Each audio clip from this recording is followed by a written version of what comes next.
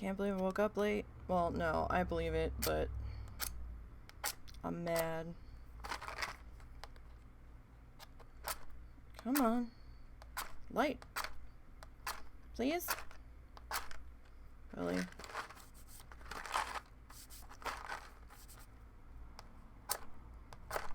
Blame the husband?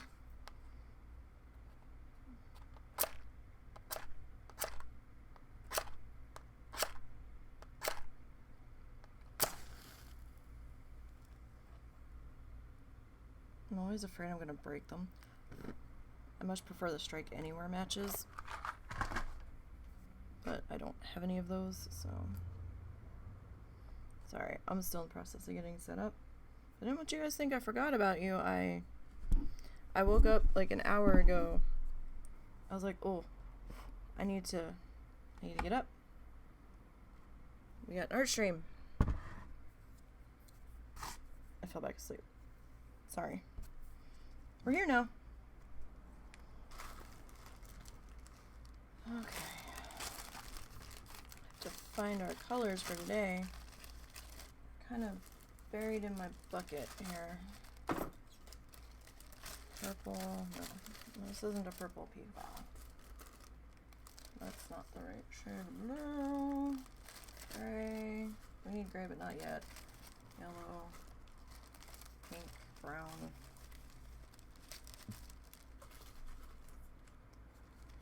A shade of green, but not the shade we're using today. Purple. Where the hell's my green? How far deep in this bucket did it get buried, for Christ's sake?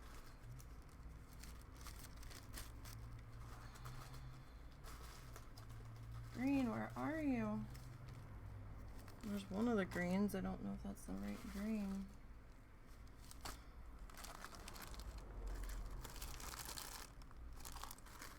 Green that we're running out of. No, we have more. I just have to prep it. Say, I have more. It is not prepped. That's not the right shade of blue. It's a different shade of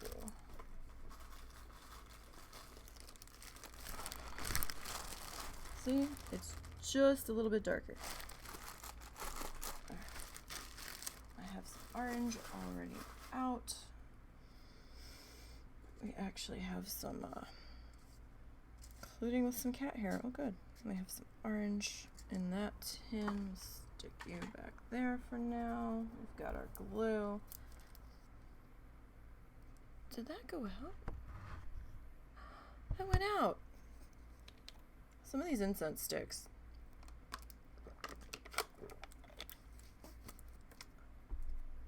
Oh, that was not mixed well. Put some iced tea powder in my water. Maybe it's because I had it with the with a vitamin that was orange flavored.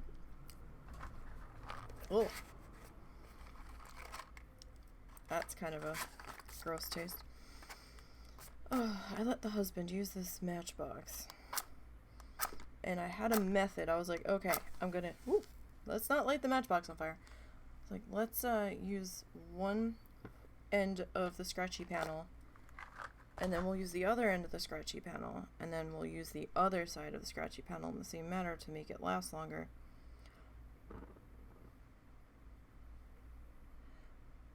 And then he comes in and just starts using it all willy-nilly, so. Oh, cat hair everywhere. The one cat got on my desk and she was shedding everywhere. Ah! Cat hair implosion. Okay. Got our water. Where's our glue brush? I need that bad boy. Alright. Glue brush. My hair's everywhere.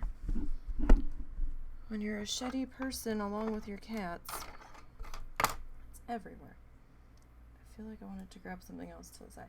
Alright, so I want to give you guys a quick update. I am still working on this one off stream. She's not quite done yet. Let go, blanket.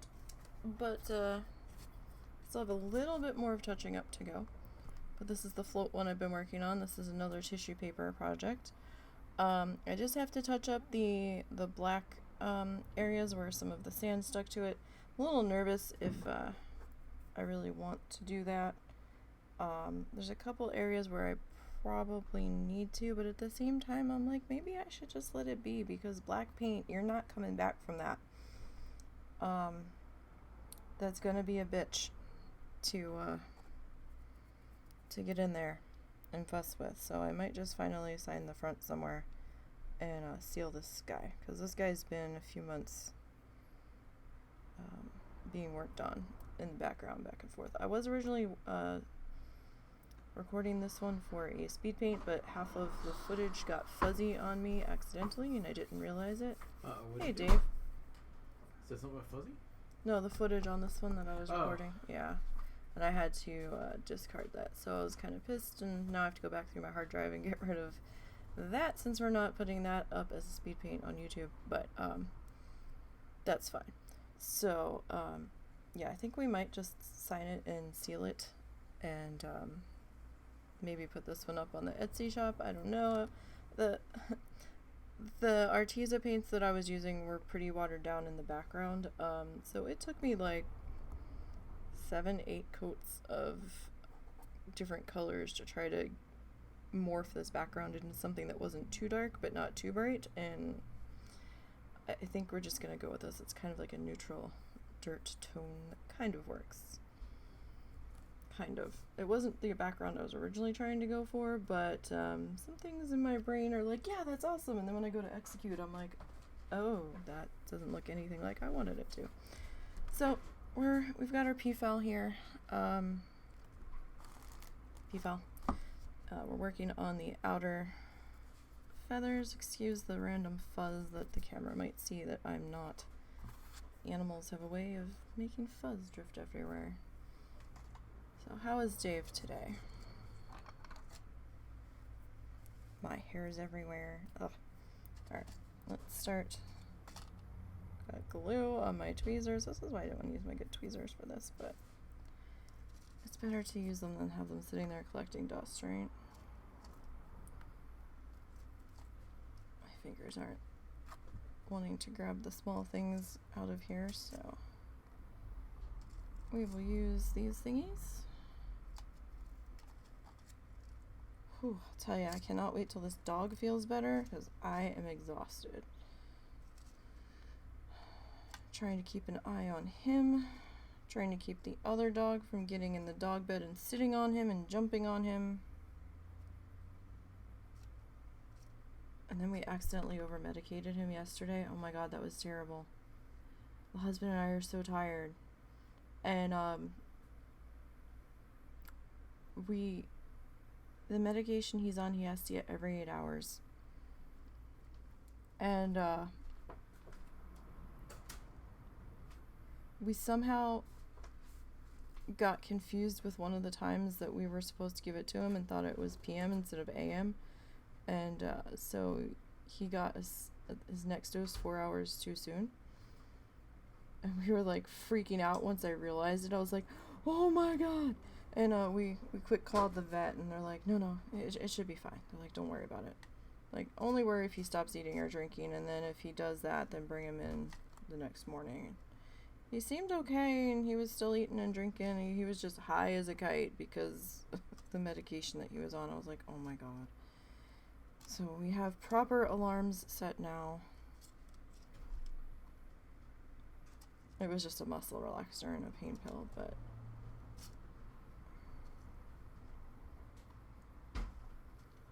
still. If you hear any banging around in the background, I don't know what the husband's doing. He's doing something.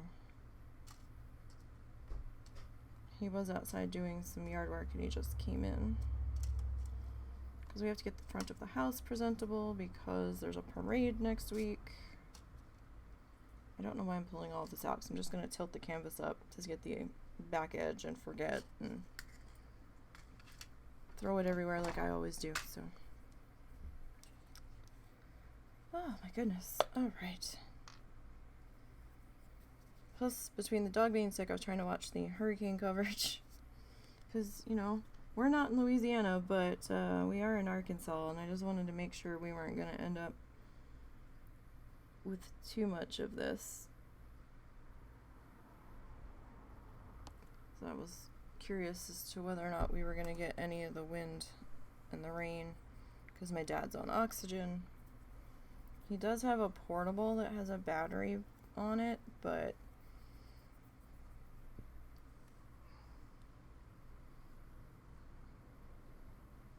it would be a problem if the power goes out for too long.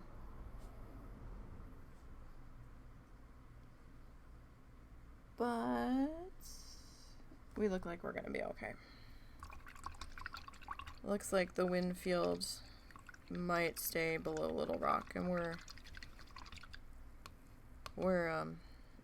up closer to like the Missouri-Oklahoma border, up in that area. So we should be alright. Okay. So this is almost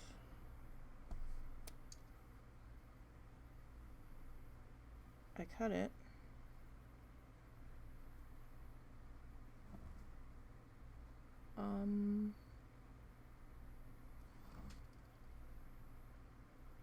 I cut it. I don't know where it went, but I did cut it. Okay. I think we cut it. Alright, well, maybe I'll find it eventually. Maybe.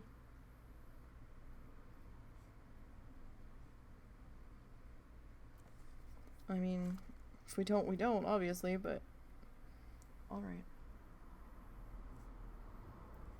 Oh, we're gonna have to start changing our angle here.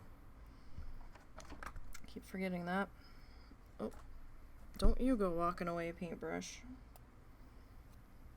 I really don't want to go digging for you off the floor. Alright, so I hope everybody's day is going well. I haven't had any caffeine yet, so bear with me. I don't think there's much caffeine in this iced tea. Some iced tea has caffeine, but I don't know about this one.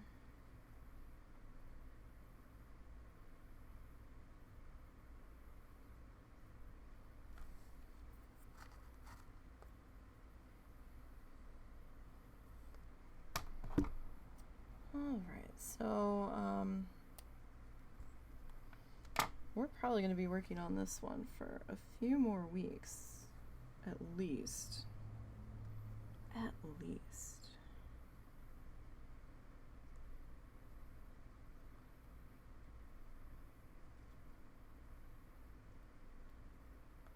I really want you to sit there. I don't know why you're being so fussy.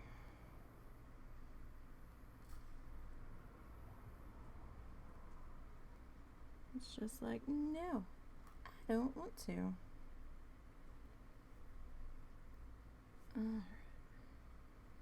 And doing art this way is a little bit slower, at least for me, because I'm a little fussy on placement and stuff.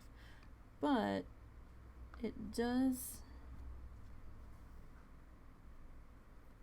produce an interesting look when it's done.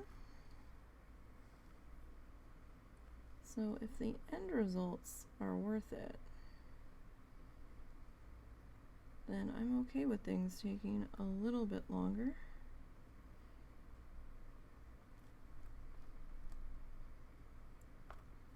Look, you. There's like a piece of sand that's sticking up, like a little tiny rock in our sand background, and that's why that one's not wanting to sit there. I can see it now. Once the glue really got in there, I was like, oh, that's why you're being pissy. Okay.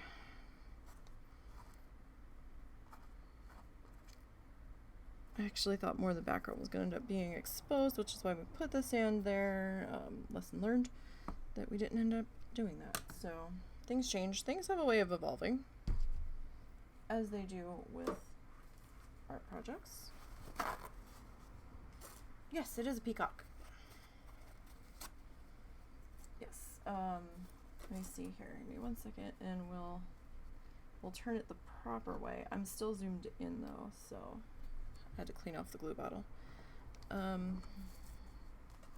There's the head of the peacock, peafowl, peacock. And so we're doing the outer feathers right now. We're gonna come up this far side and then work our way back around, and then we'll work on the body, because the body should be sitting above or forward of the back feathers, so that way I can get my height right on this section. If anything overlaps from the body on top of the feathers, we're good. So there's a slight method to the madness. I am zoomed in a little bit so we can't see that much of it, but yeah, so we're slowly working on that. I don't have the reference photo up anymore because we've kind of gone away from the reference photo a little bit. If you're looking for a good place for reference photos, Unsplash is pretty good. There's a pretty wide variety of stuff on their site, and you can make an account and create collections that you can keep. Like, you can save to this collection, to that collection. If you're looking for specific photos to kind of reference for certain projects, you can name your collection that project, probably, you know, name it whatever you want, and you can save it so you don't lose it. You can download the reference photos.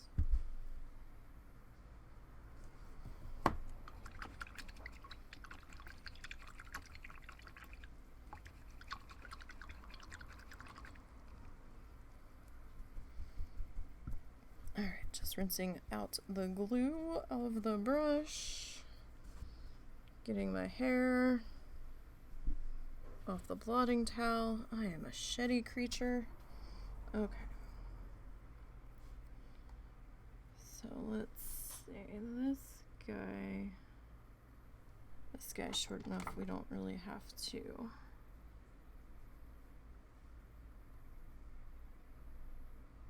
cut him down. This guy, I think we're probably gonna need to cut just the tip off of him, but we will be using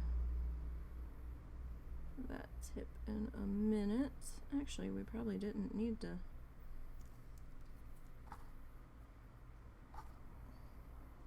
Sometimes these pieces are so small I go to grab them and I don't know if I picked them up.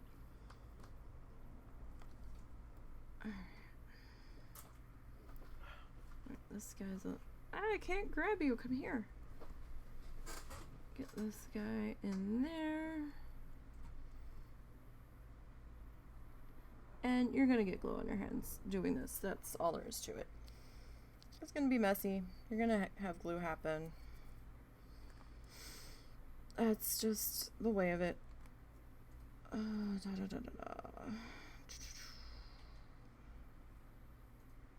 had a tiny one in my hand. I picked it up and then I dropped it.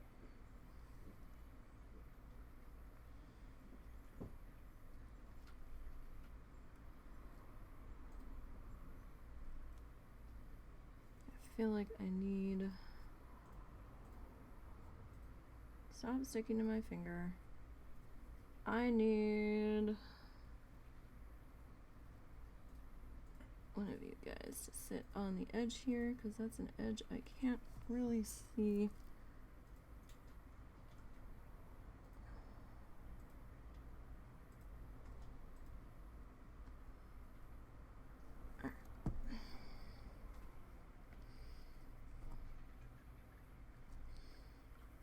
When all is said and done and I go to clean up the edges, I'll probably repaint the edges to match where they are on the piece.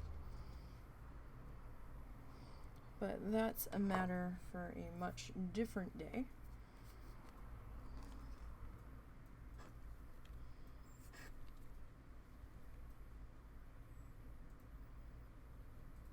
And we're just using Tacky Glue to secure these guys. Nothing special about it. I just happen to be using Aleene's, not sponsored whatsoever.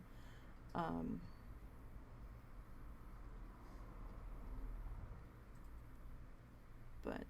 it seems to work pretty well. You could probably get away with school glue or like Elmer's maybe, but you might have to let it set up just a minute or two or 5 before putting the paper down in there. I have used straight Mod Podge before. The more liquidy the glue is, the more runny the glue is, the longer it's gonna take for it to grab the paper. So I mean, if you're in a pinch, I would let it maybe start to do small amounts and let it start to get a skin on the glue before you start putting the paper in to maybe get a better result. But that's something that you're gonna have to fuss with, but I do think it can be done. It's just gonna take a little bit more fussing. But if you're in a pinch and that's all you have,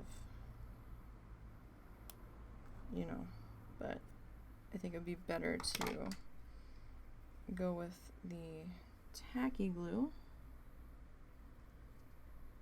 where you can.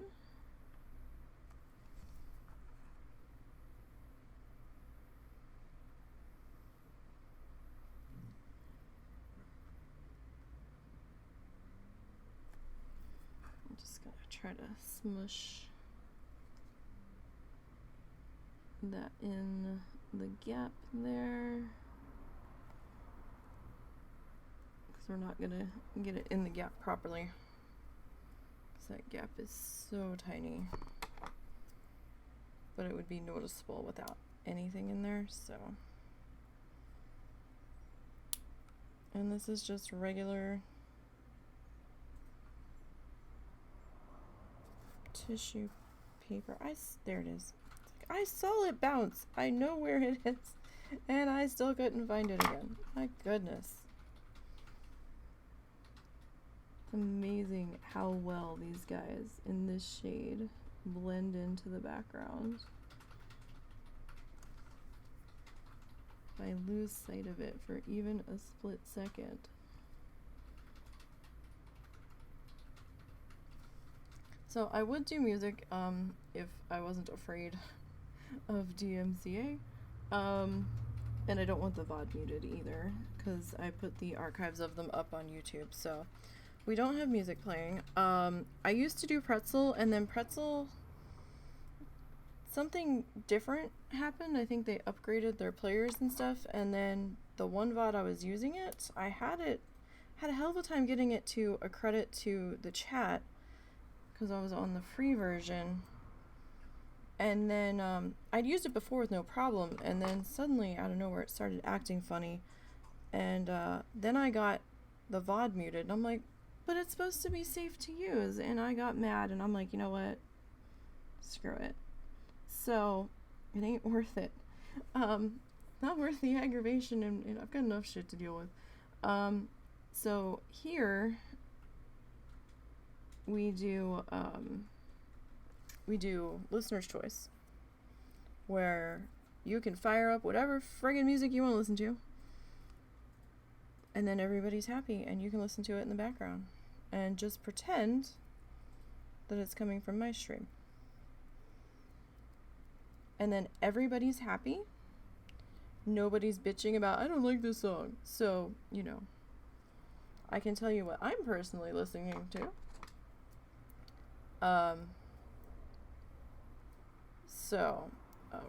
I have a very odd mix of stuff that I listen to. I listen to everything from Enya to Lindsey Sterling to Linkin Park to a little bit of Nickel Creek to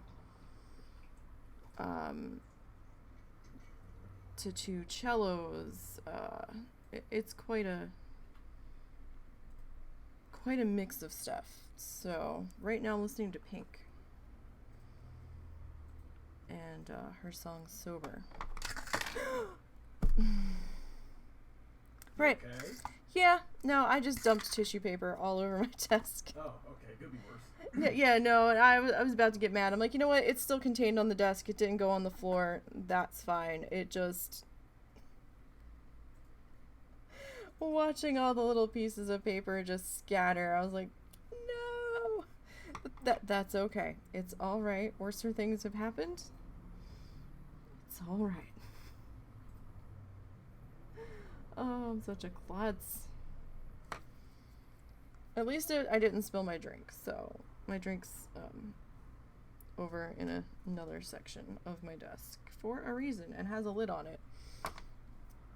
So there are methods to our madness here.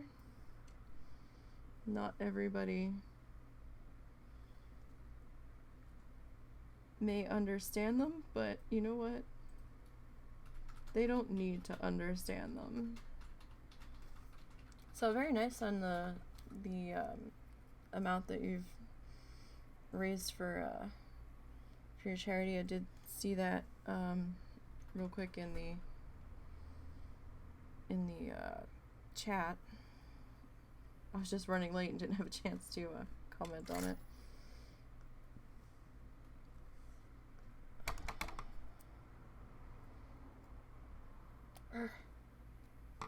Cut that. Gonna set you over there, just so I don't lose track of you. I usually have that plastic disc sitting on my canvas, so yay that it wasn't this time. I'm actually reusing a drink lid that I'm sitting this stuff in, the ones that I'm working with currently, just so I don't knock them onto the floor. Because let's face it, in the land of pets, if something hits the floor, it's covered in fuzz, at least in this house.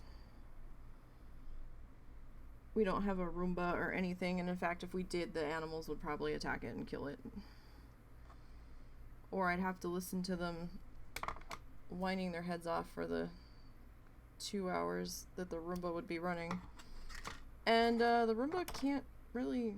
We have like a step up that's quite a large step up into our hallway, and it wouldn't be able to traverse that anyhow, so...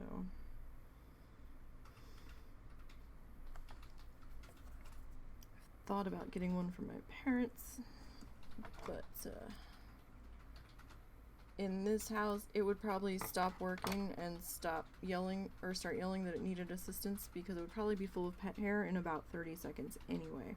I've turned our vacuum on, did 2 passes of it in like one spot in our dining room, and the friggin' canister was full, and I was like, really? It wasn't completely full, but it was to the point where it might start to clog, and I was like, alright, let's dump this. My mom will just keep going until it stops sucking, and I'm like, what are you doing? She's like, it's done picking up, and I'm like, it's because the thingy's red, there's a clog on it, and the thing's full, you have to empty it.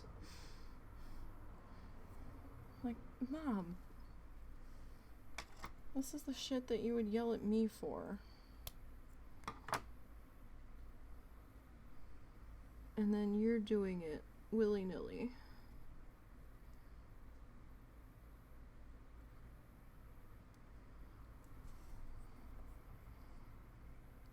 You're going again tomorrow for bed? Nice. Yeah, it's hard to do any kind of challenger when you're tired. I was trying to work on my rogue last night, and I was not having an easy time of it. I mean, I'm doing Bloodthirst. Oh, forgot you were up there. I'm doing Bloodthirsty, but still very possible to die, even with the addition of the green gear. And that was my skin. Did I actually... Scissors are sharp, guys. Am I bleeding, or did I just pinch? I feel it, but I don't see it. So I think I just pinched myself. That's fine. You shouldn't use sharp objects when you're tired also. So, but, yay for these scissors being like 10, 12 years old. But yeah, I was starting to get to the point where I wasn't paying attention, and I was like, yeah, we should probably stop. I only have the rogue left to get ready for Wednesday's stream, so I think I'm sitting okay. I was disappointed. I did try to go kill another level 60 mob at 57, and while I was able to kill it,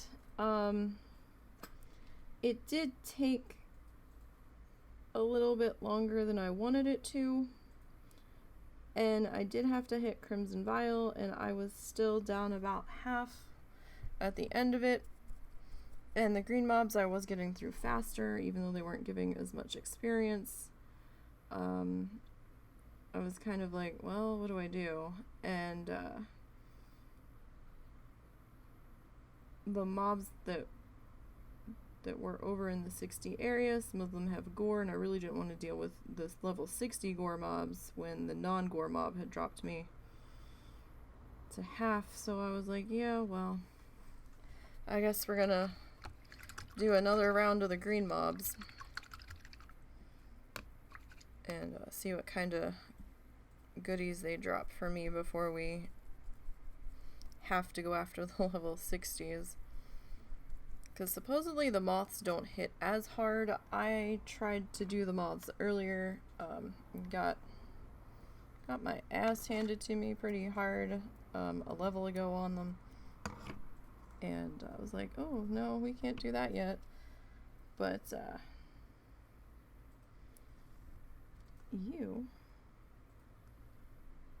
we go. I was gonna say, you're gonna be difficult. So I saved these little ends. Nope, you're too tiny. Alright, we'll save you for another spot. At least for that day's session, because you never know if you're going to have a space for them.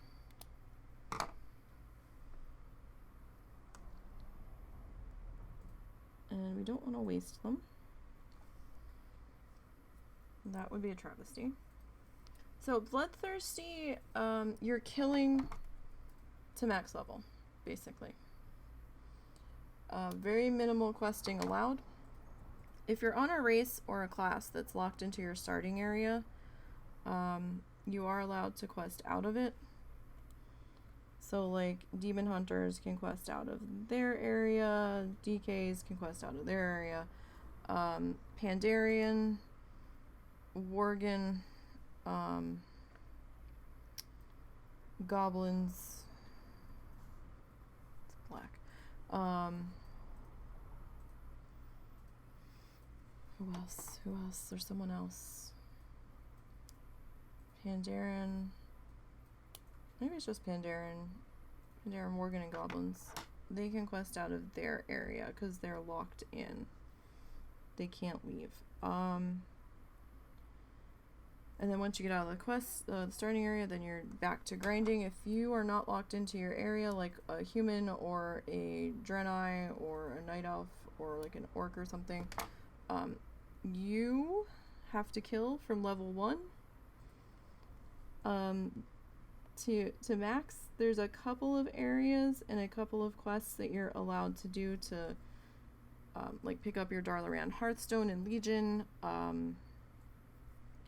to access Pandaria if you really need to. I don't know if you really have to do that quest anymore. You might just be able to have it in your bag and then the portal opens.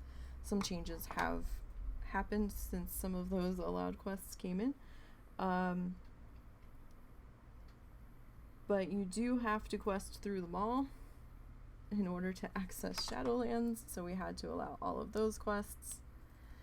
And you're basically grinding to max level.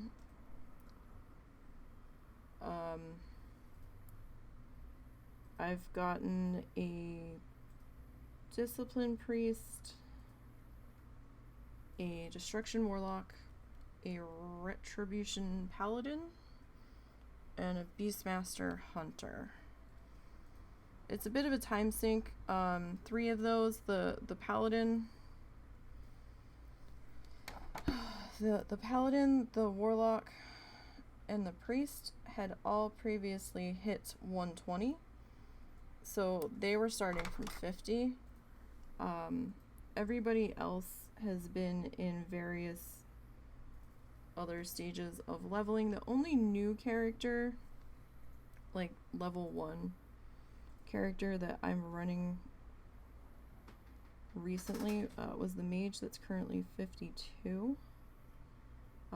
They started during level squish, like when level squish came in, what, October,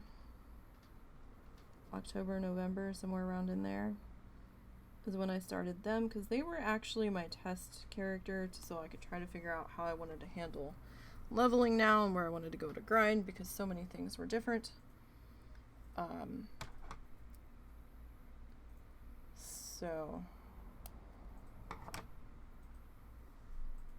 But everybody else already existed and are at various stages of leveling. I've got a few more that aren't in the leveling rotation at the moment that I've had hanging around for some time. But time, if I want to have time to work on my art stuff, I don't have time to level all of them at once. And it gets to be quite a lot, running that many, excuse me, running that many characters at once. Especially with how we're currently locked into Bastion. I mean, the other zones, I mean, a bitch about being locked into Bastion, but the other zones I'm not comfortable in taking my Bloodthirsty. The patrols are either too much, the respawns are too much, or there's environmental nonsense happening. I do kind of like the openness on the mob density, and you can actually kind of see what's going on in Bastion. But there is a quality of life change coming in the next content patch where they're adding a moss skip. It's something that we've been asking for since beta. It seems as though a lot of other people may have been asking for this too, since they're finally going to do it. However, you can't just use it on your challenger the second it comes in. We have to look at it. We need to test it to see what it's going to do, where it's going to drop you, and what all is going to be involved. Those that quest on their challengers will most likely be able to use it without an issue. Bloodthirsties are gonna be quite the sticky wicket, because they've got quest tracking going on them, because they're not allowed to do more than 4 quests before they're flagged. So the small skippable quest would have to be added to their code if it is in fact a quest. Sometimes, like for Legion, I think it was just a talk to this person and say, yeah, skip it. But it's not as simple as all that, because saying, yeah, okay, you can go ahead and skip it, for Bloodthirsty, it might actually award credit like Threads of Fate did for all of the storyline quests, or it could hypothetically give credit for all of the Maw quests. So we have to get in there and see. I mean, since the Bloodthirsties are already allowed to do the Maw quests, they could, in theory, be okay, but they're quite a coding nightmare when it gets down to it about what's being given credit for, what we have to go in and add to the allowed list, flag ignore this list. So they're a bit of a they're a bit of a thing.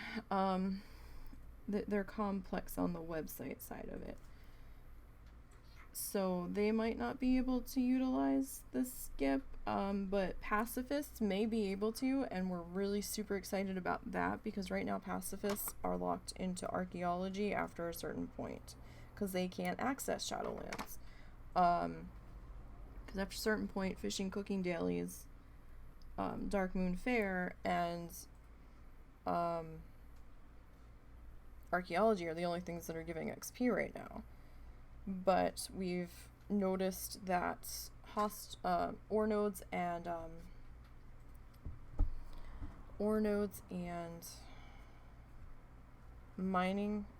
herbing, there we go.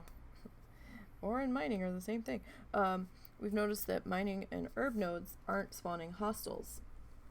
So pacifists could, if they can get there, head out to Shadowlands. Sorry, I'm just putting glue down. I just need to see where I'm at. Could, in theory, head out there with the small skip and be able to pick flowers and mine.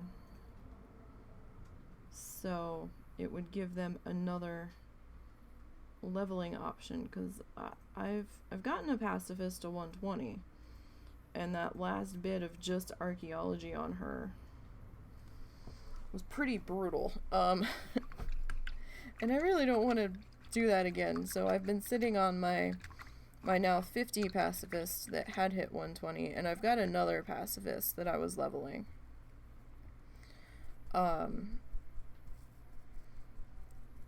I think it had originally been for maybe a contest that we had done way back.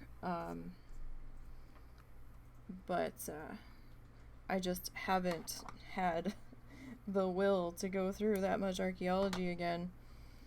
But if that's something that we can utilize, then that will be awesome. But like I said, we have to see, once it comes to PTR, we'll probably look at it there, and then once it hits live, we're gonna have to look at what it's doing on live as well, because PTR things don't always behave the same on live. So, but we will let everybody know when and if and when that they can go ahead and use it or not. But they're gonna have to wait to hear from us first before they use it on a challenger.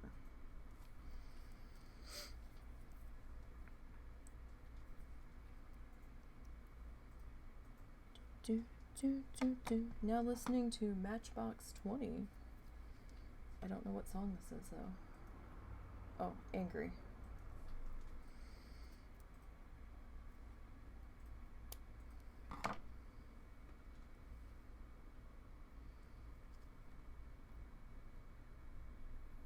Okay. And we're just gonna tuck that guy in there. Just kind of scraping off the overflow so I can see what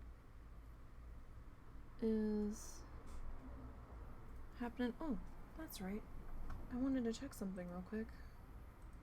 Sorry, ADHD brain, you're gonna have to bear with me. What the hell was that?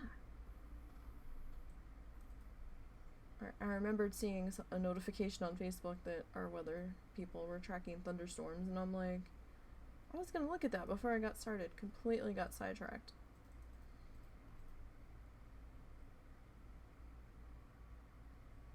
Oh, I guess it's a roof.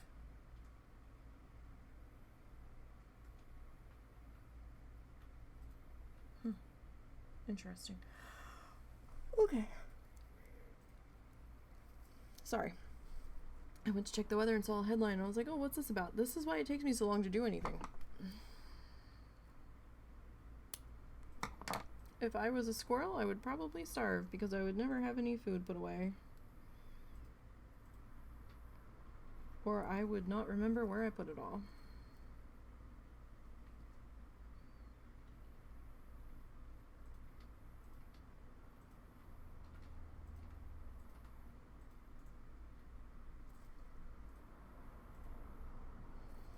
Okay. Sorry, I'm still picking up pieces that fell out of my little tray here.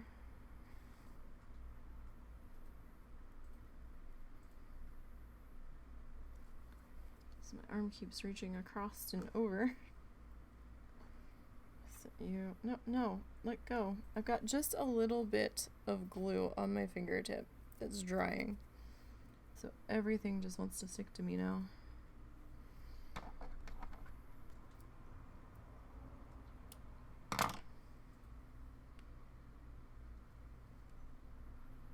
Okay, we severely underestimated how big that was. And that's fine. That's gonna happen. Let's hope everybody's having a good day.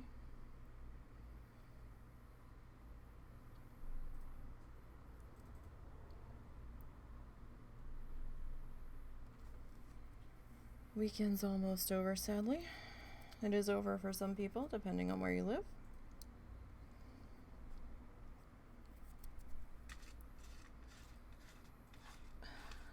Can't grab the thing. Thank you. Alright. Cut the little tail off of that guy. Put that in my lid thing.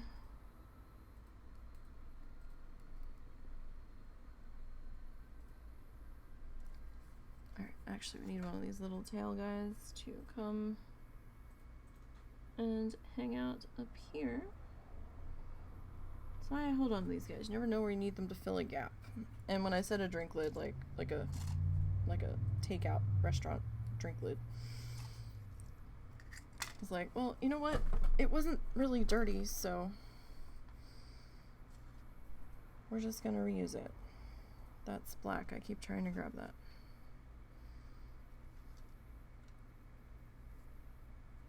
Alright. Glue all over my fingernails. Like I said, you're gonna get glue on you. It's gonna happen. So I don't really worry. I'm not someone that worries about manicured nails and getting nails done. Number one, I don't have the money for that shit. That shit's expensive. Number two, I would end up chipping or popping a nail off within like 20 minutes of having it done. I know me. Number three, I can't stand the smell of nail polish and nail polish remover. It's a migraine trigger for me. So apologies for my rough looking fingers and hands, but that's the way it's gonna be.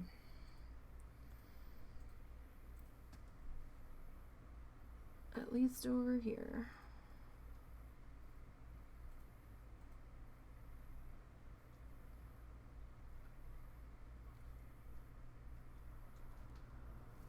Alright.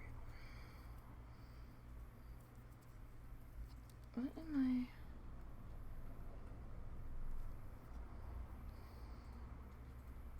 Oh, we've actually made a little bit of progress. We've gotten 3. Like, what am I seeing that's white there? It's like, oh, that was fresh today. I thought it was like a piece of glitter or something. Alright. Sorry, I thought there was a gap there, but I wasn't sure if I was seeing things. Alright, let's see. Okay. That's good. Alright. Sometimes you just have to turn the project. Okay. The black one, I'm gonna sit over there for now. Come here. You, I'm gonna sit over there for now, and you. Okay.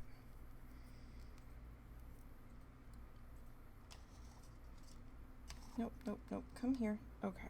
Alright. So we're gonna... What is that? Is that... Oh, that's a mark on my screen. Oh, hey. Put a light color on your camera and then see that you've got a pen mark on your screen. Awesome. How the hell did that happen? With me, all is possible.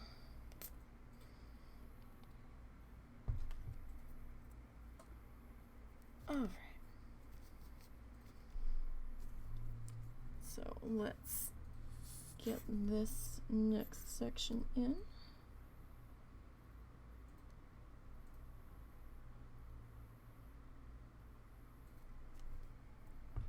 And it's easier to do this in small segments, especially if your glue likes to get a skin on it and dry a little quicker than you're working.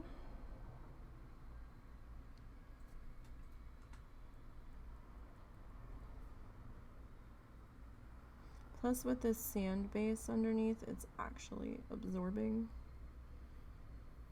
some of the glue a little bit faster than I had anticipated. So working in the smaller increments just does better. Alright.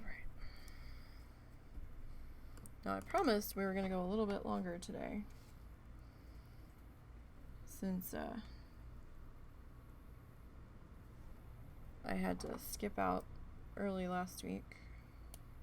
Uh-oh. Oh, there it is. Landed on my shirt. Good. See, that was not what I was anticipating it to do. I thought I had a hold of it. I guess I didn't. So, whoopsie-doodles. Well, that just happened.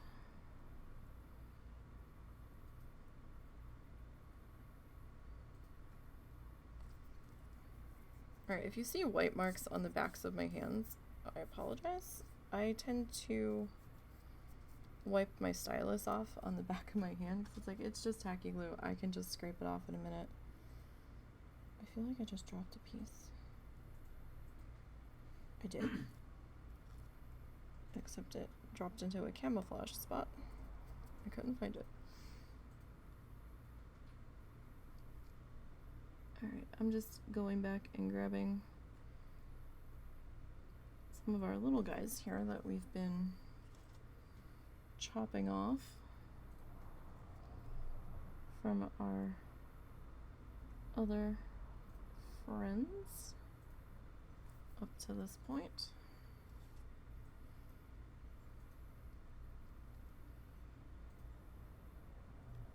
And getting them dropped in.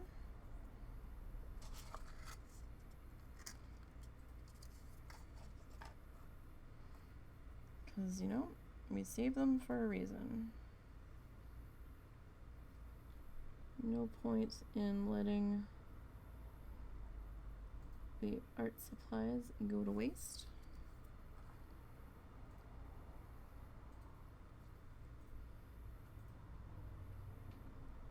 I hate it when I end up wasting something.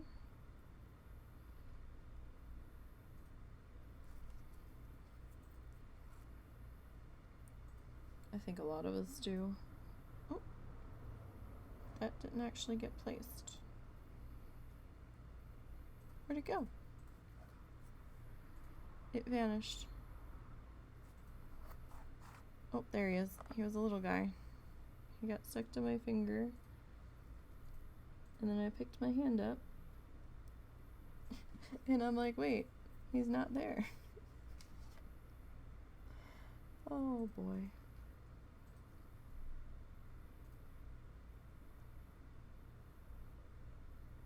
Oh, I need new glasses.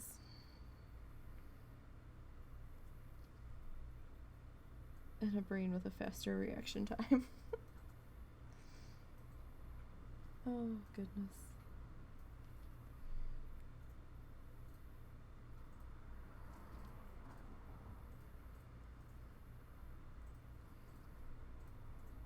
And we're now listening to Vertical Horizon, apparently. Send it up.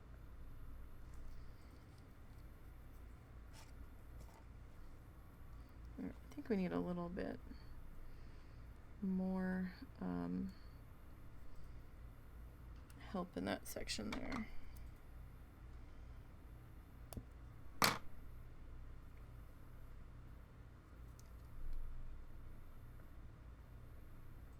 Okay.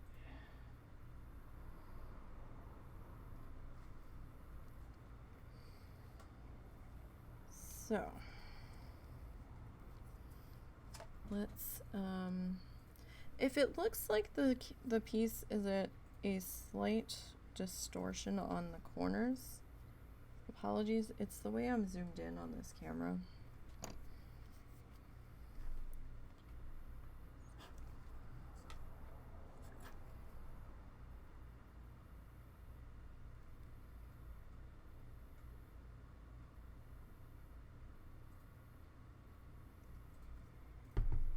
Alright.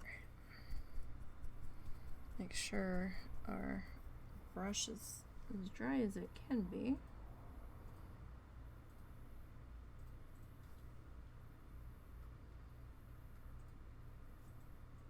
Oh, I got a little carried away.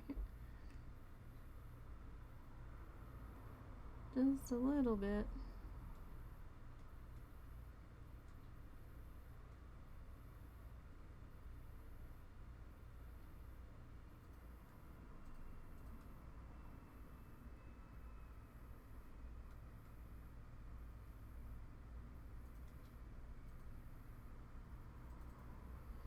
Probably gonna have to re-glue that section, but that's okay. So the glue brush I'm using is nothing fancy. It's not even a designated glue brush. I mean, it's my own personal dedicated glue brush, only because it's seen so many things and is so messed up and is so old. This brush is probably like, I don't know, 15 years old. Maybe older. Alright, let's see. I know there's still a few more green pieces in here, and I would like to use them before we start cutting some more.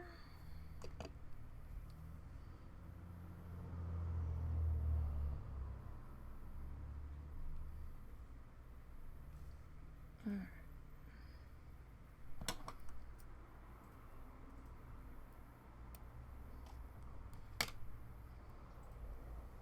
And still a little.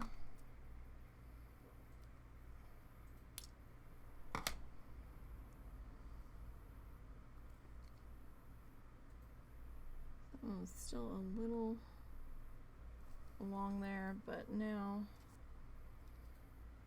I have a little guy here. I could tuck into that spot.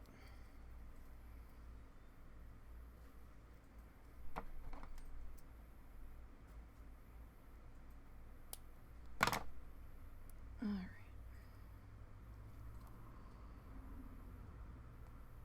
So I do have plans for other projects, but we're gonna see this guy through.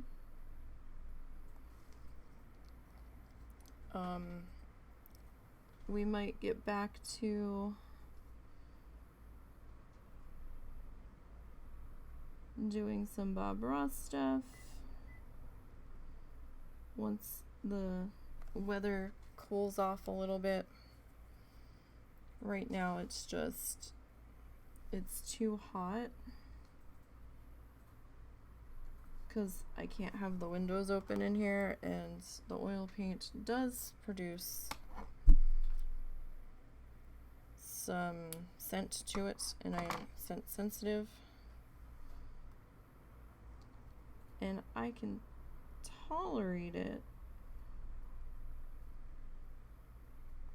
if we can have some ventilation.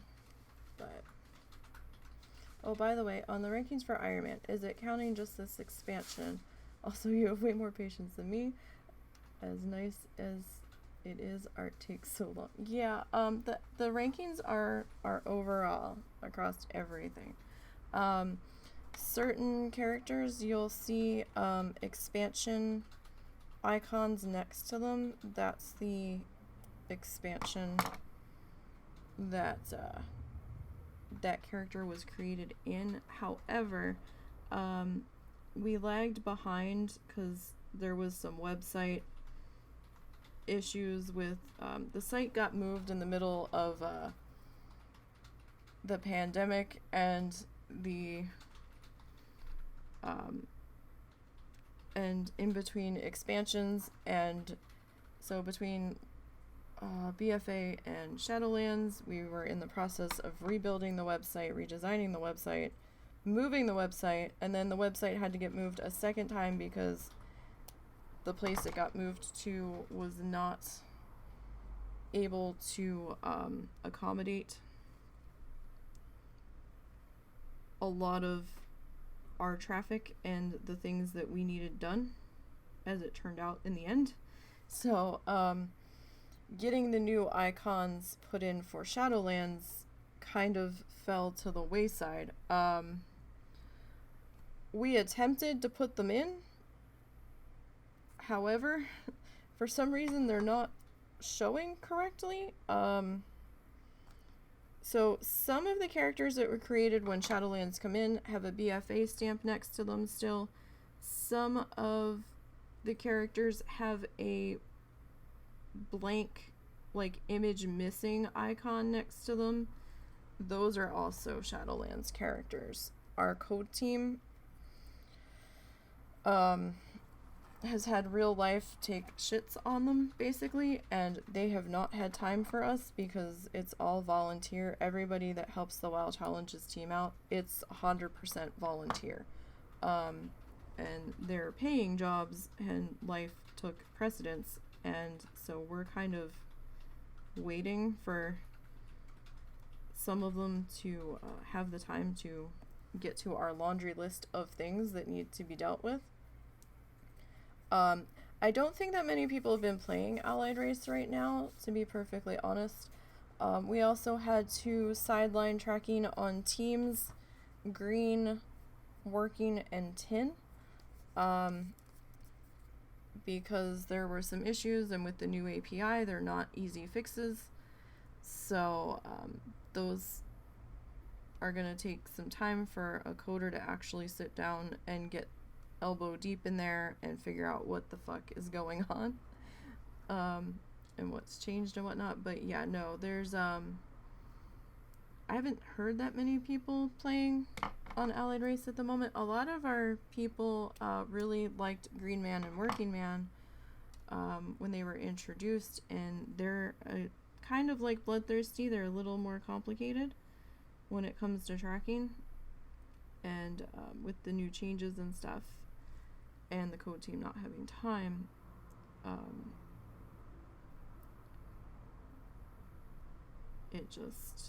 we just can't track those ones at the moment. But Allied Race, I just haven't heard that many people playing them at the moment.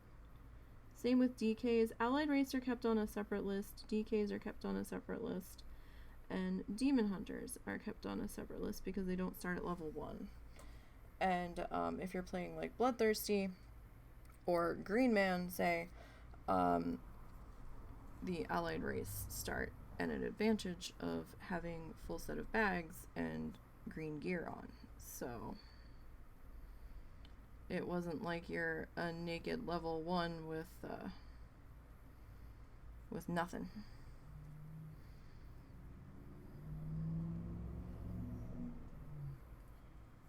Sorry, I'm trying to... Is that all the green that I had pulled out? Looks like it. Okay. Everything counted 10. Alright, so we are on Michelle Branch now, Wait, is this Michelle Branch or is this Vanessa Carlton? I think it's Michelle Branch. Yes.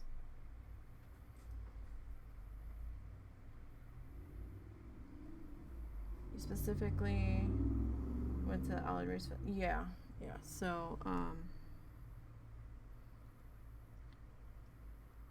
yeah, so I just don't think that many people are playing Allied Race at the moment.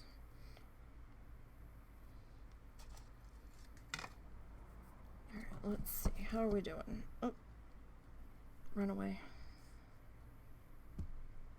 Chances fade. Okay. Alright.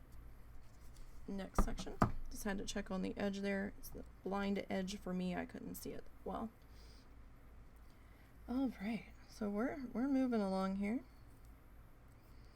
This is one of the more intricate ones. You could see progress happening a lot faster on the one where we recreated the Bob Ross picture. But this one's a lot more intricate because we're doing a lot more cutting for the background plumage.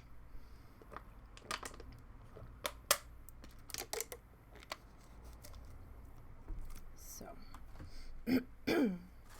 alright, I need to prep some more green paper. Because this is all we've got left that I have prepped. I have a ton more of it, I just have to twist it. Actually, where was that? Hold on, my brain's like, hey. Let me find, is this one? I need to see, oh, knocking everything everywhere. Everything is gonna collapse in a second.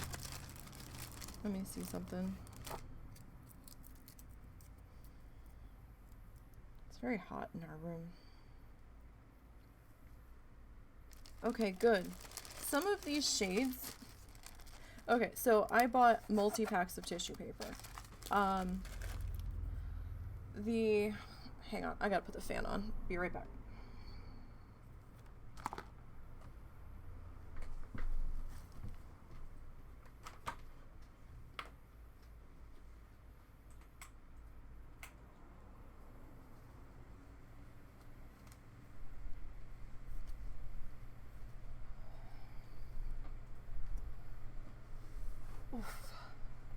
As my spine shifts in and out of place. Or a couple of my discs. Oh, that was lovely. Okay, whew, that's much better. It's getting a little toasty under this light. The fuck was I saying? Oh yeah, so I bought like 3 different packs. Well, 3 individual packs of multicolored tissue paper. They were the same brand. Apparently tissue paper does in fact have a dye lot. So, some shades you couldn't really tell the difference. Most of the shades, there was most definitely a difference in between them. And my ass was like, oh no. So, yeah, hopefully. Those 2 shades look pretty similar though, so I don't think it'll be too glaringly obvious if they're butted up against each other.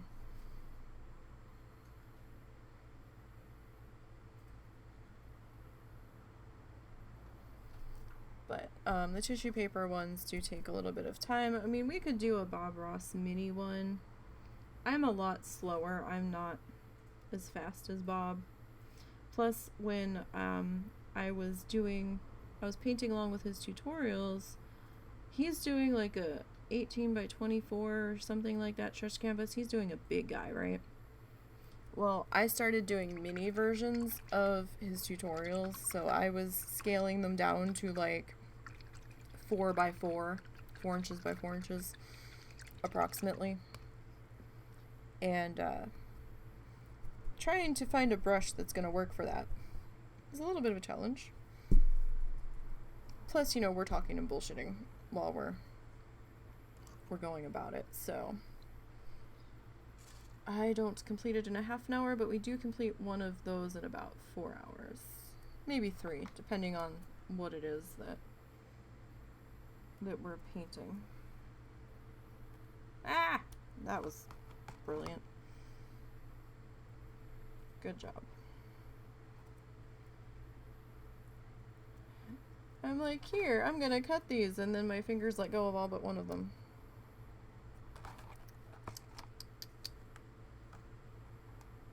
My hands like to randomly let go of things.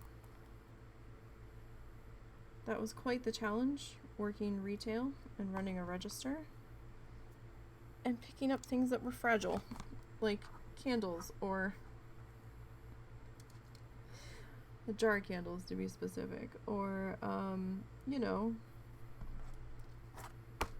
scanners in the early days of, scanning systems,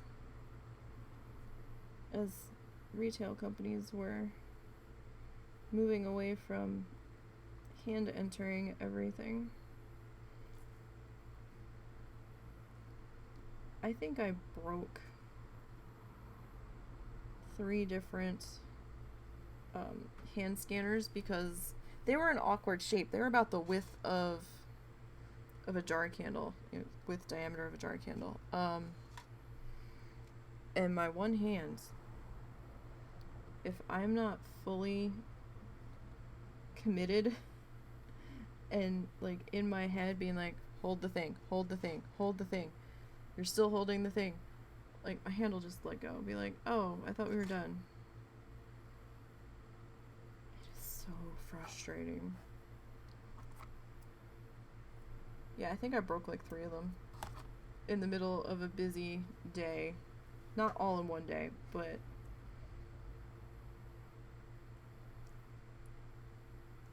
I had to borrow a scanner many a time. A scanner part off of another register. Did I not just have another one in my hand?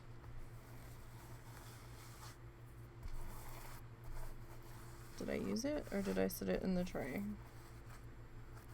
I don't feel it. Alright. Maybe I set it back in the tray and I wasn't paying attention.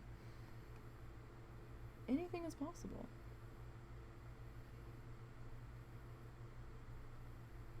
So, there is still the fashion show contest coming up. That is going to be on... Oh, entries have to be in by September 9th. Sorry, my brain was like, wait, what date was it again? And we're doing the fashion show contest. Mostly because we can't do our other contests right now. Because we don't have anybody on the code team who can take the time to set the code up for it. So, all the details are on a post on the website. Basically, you can't transmog. Whatever you have, I mean, well, the white gear you can't transmog anyway. But whatever you're gonna do, you have to be wearing it. I would pick a challenger that you're currently okay with it sitting for a while. Because you have to take a screenshot of your character and send the link in to the podcast. And your character kind of has to sit in that gear until September 11th, until after the winners are announced, so that Lita can go in to Armory and check your character. Don't wait until the 9th to do it, if you can help it, because sometimes the Armory links lag behind a little bit and your character may not be showing what you're actually wearing in-game. Up for grabs is a... Hey, it's the other Dave. Hi, other Dave. Up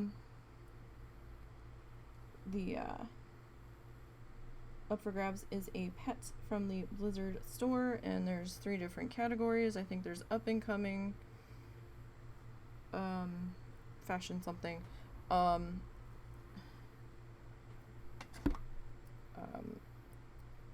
there's a category for white and gray gear, and then there's a category for green gear. Green gear, you can't transmog it. You have to be wearing the item, so it's either something that you've picked up along the way, or, you know, you can go to auction house and buy stuff to put on.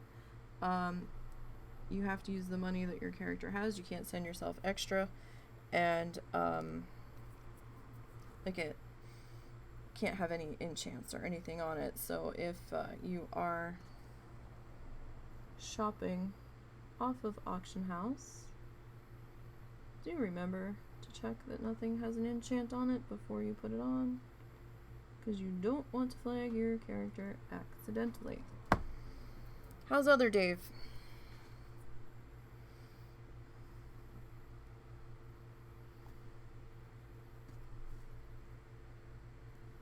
And we're listening to Sister Hazel now.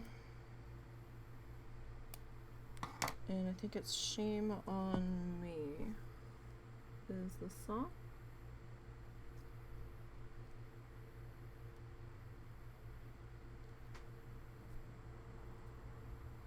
Oh, too, if anybody, you know, if you're in the path of this hurricane down there, please be safe. Don't do silly things. And, you know, if you're gonna try to use a generator, wait until the storm comes down. Remember, don't use it inside. Don't use it in your garage. Make sure the exhaust vent is pointed away from windows and intake air vents coming into the house and stuff. So, you know,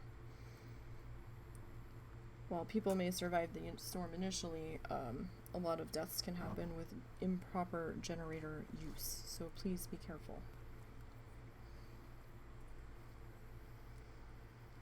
It's warm today. It's not as warm as it's been. Let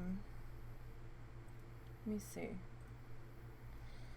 It's 87 Fahrenheit with a feels like of 95. Looks like there's some thunderstorms and showers popping up sporadically. There's maybe a shower on the radar, maybe a half an hour, 45 minutes from us. Don't know if it's going to materialize into anything else. There's storms to our east. Oh.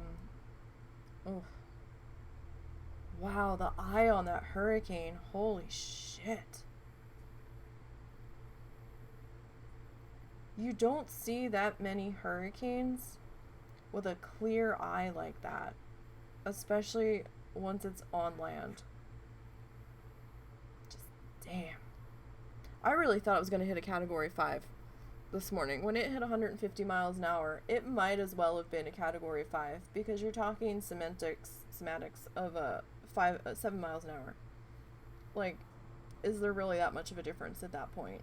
Like, 7 miles an hour ain't nothing.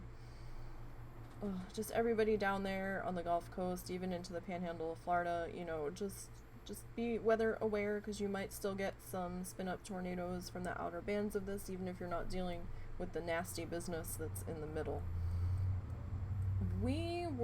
I was thinking we might get a small piece of the remnant, but it doesn't look like it's going to go past Little Rock before it cuts over through Tennessee. So I don't think we'll get a piece of it. We'll see. It might stay down below Little Rock, and we're very much not near Little Rock. Little Rock's like a good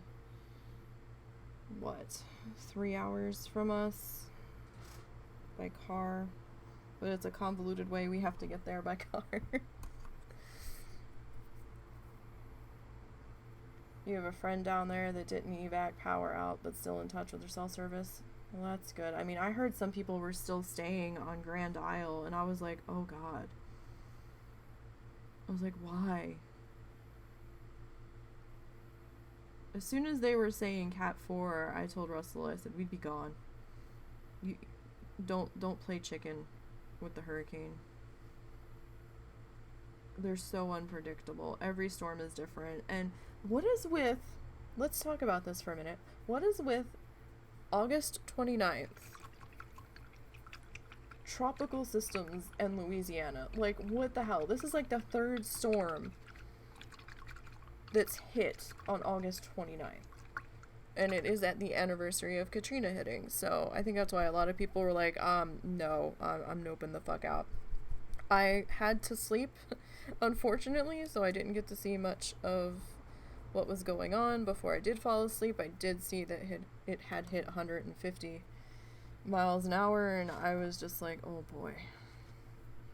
And the only thing I could think of was, I bet there's people that are now stuck where they are that were wishing they had left. And just, her husband is a cop, so staying is almost a given. Okay. Well, I mean, at least there's a reason for it. You know, it's not just one of those... Okay, let me put it this way. At least there's a good reason for it. Because, I mean, everybody's gonna have their reason. But I can see that. It's the people that are being obstinate that were told to... You need to leave, and they're like, no, I'm gonna stay. I mean, they can't physically force them to leave, but when they said that there was still like 40 people that hadn't left on Grand Isle, I was like, oh shit. I was like, guys, like, you can't save your property in the middle of a storm like this. And this isn't all hype. It's this beast is terrifying. Like, this damn storm went from a Cat 3 to a Cat 4 in under an hour. Like, I was sitting here waiting, trying to stay up for the dog's next round of medication, and I'm like sitting here watching this, and I'm like, holy shit. I was like, that doesn't normally happen. And it almost felt like it was gonna be kind of similar to Hurricane Michael, except Michael, I think, stalled out sitting right on the coast before it came in and just sat there. Or it was crawling. I mean, this one's still been chugging along, but little surprised so many people were putting so much faith in those levees. We'll see what happens. Also a little surprised when they said that there was like 3 or 4 of the levee pumps that weren't functioning, and I'm like, come again? It's a new system. How are these not working? I was a little surprised at that, but okay.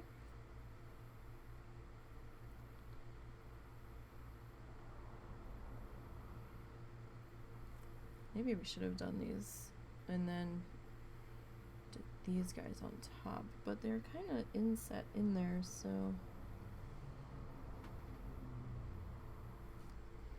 I don't know. But I just hope everybody makes it out safely.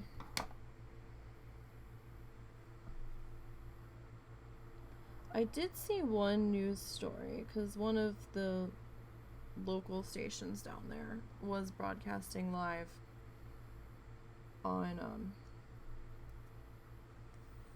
YouTube last night. And, you know, the local reporters were doing their thing and talking to people that were gassing up and stuff. And I think this one dude said that he was gassing up to stay because he was an essential worker. But he was filling his boat. He goes, oh, well, the boat's got 60-gallon tank on it. And I finally heard what he said. At first I thought he was evacuating, right? And I was like, how much of a dick are you that you're filling up your boat's gas tank when you're evacuating, right? But then I actually heard the interview. And he was saying that the boat had a 60-gallon tank on it. So they were filling up the boat tank to run the generators because they were essential workers.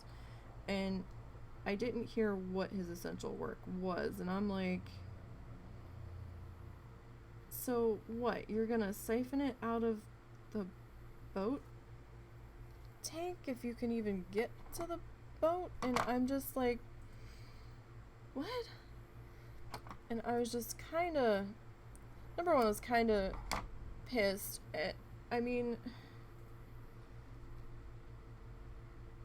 I guess I am kind of pissed that you're filling up, or trying to fill up 60 gallons for a generator when there's people that need to get gas and gas is running out, to get the fuck out of the way.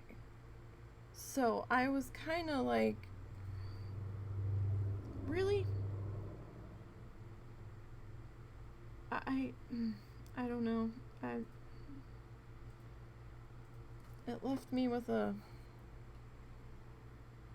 what the fuck are you doing, dude? But like, you would think if you were that essential of a worker, they would have had that taken care of for you. I don't know. I just found it odd.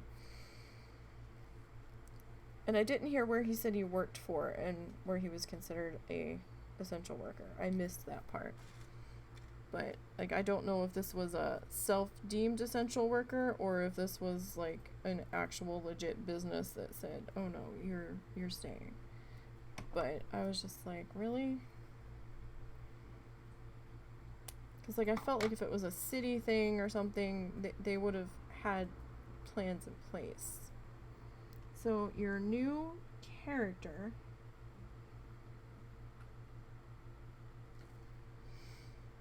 is up to level 10. Is that your druid from last night?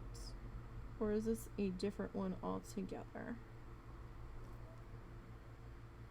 Oh, by the way, guys, thanks for coming out to the dance party last night. It does mean a lot. I kind of wish a few more people had come out, but thank you to those that did. We know time zones and schedules can be rough sometimes. But thank you for those that took the time, that were able to make it. It does actually mean a lot. Oh, we had a dance party in Shadow Glen last night on Wormrest Accord US to celebrate the 6th anniversary of the WoW Challenges podcast. The VOD is still up on their channel, and the MP3 and the YouTube video will go up later this evening.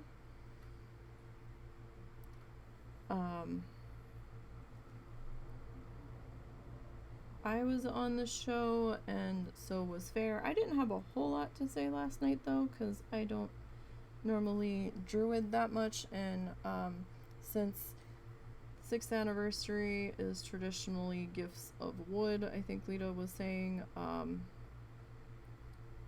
we decided to theme the anniversary around druids, because they're kind of woodsy.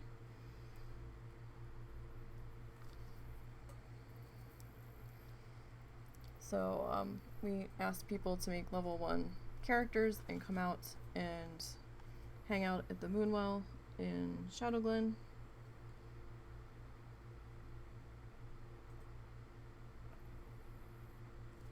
But yeah, our next focus is on the fashion show stuff, and like I said, entries have to be in by no later than September 9th, because Lita and Chris have to sit down and look at the entries, and then they have stuff on the back end of things that they need to set up for the podcast on the 11th so that they can announce the winners and whatnot.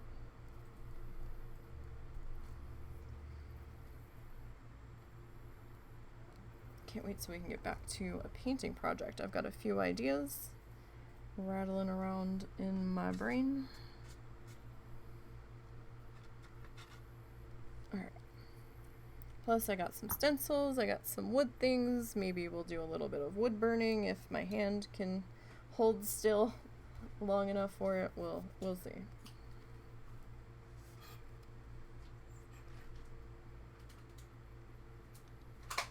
We will see. My hands are heat sensitive, so sometimes holding things that get warm doesn't work so well. Because I know when I was messing around with the wood burner, when I first got the stuff in, I was like, this is getting awfully hot. I mean, I know it's gonna get hot because, you know, it has to burn the wood, but my hand was getting a little uncomfortably warm. And I was up on the guard where I was supposed to be.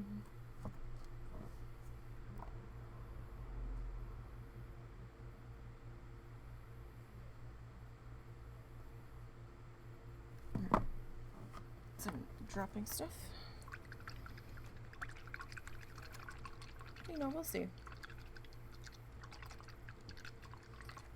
We'll see what happens there. Oh look, we're almost to the corner. We've almost got one whole side done. That's fantabulous.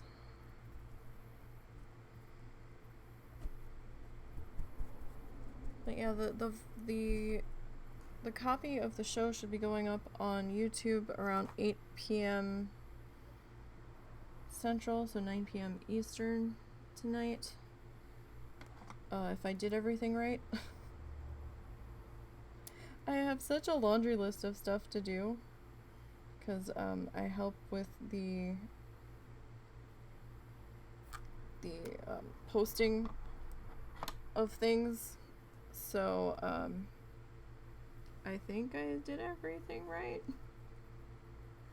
Oh, I cut that a little short. Dang. Oh well. I guess we'll just have some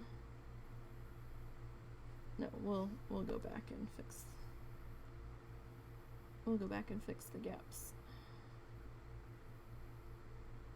here in just a moment.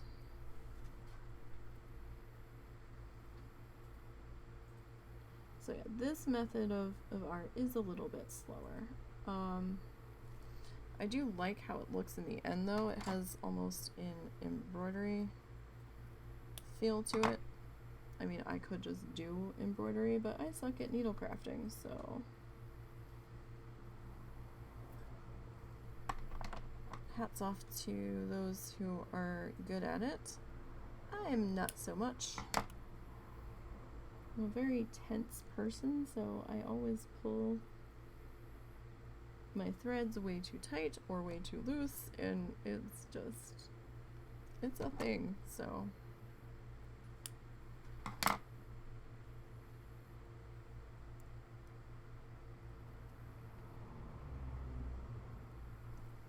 I want to get into needle felting. I still want to try that.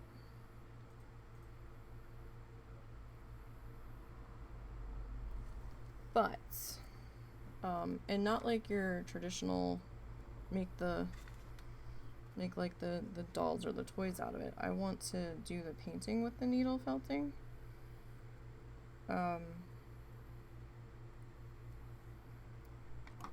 But I have to have the funds to do that. Maybe for Christmas I'll be able to get some stuff.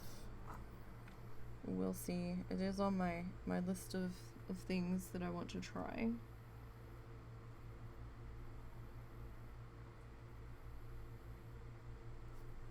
So maybe someday we can venture into that.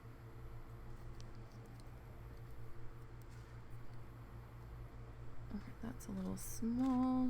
Grab these two.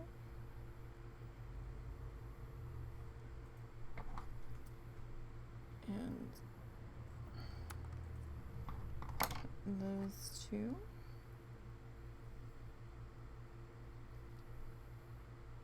And these guys tapped in. As I've got a tiny shred of paper stuck to the bottom of my stylus. That's always fun.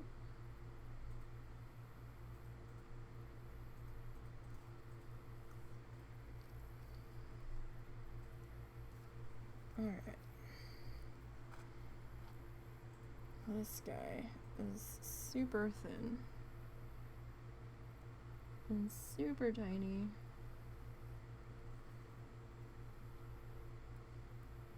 It's probably not even gonna be visible.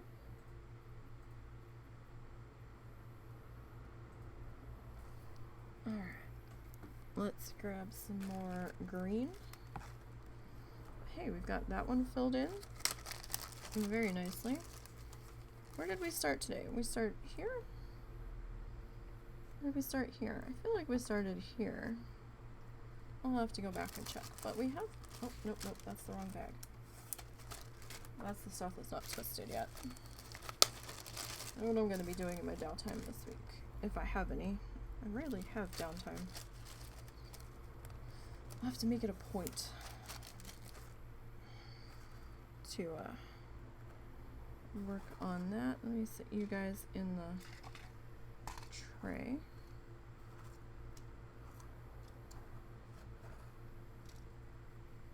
Alright. So let's keep on going here. Oh, grats. You made it to 11. Woohoo! Now, are you using crummy time, or are you just gonna do normal? I have yet to use crummy time on a challenger. I don't even think I've really touched it on a regular. I don't have time to work on any regulars right now. Who am I kidding? Who am I kidding?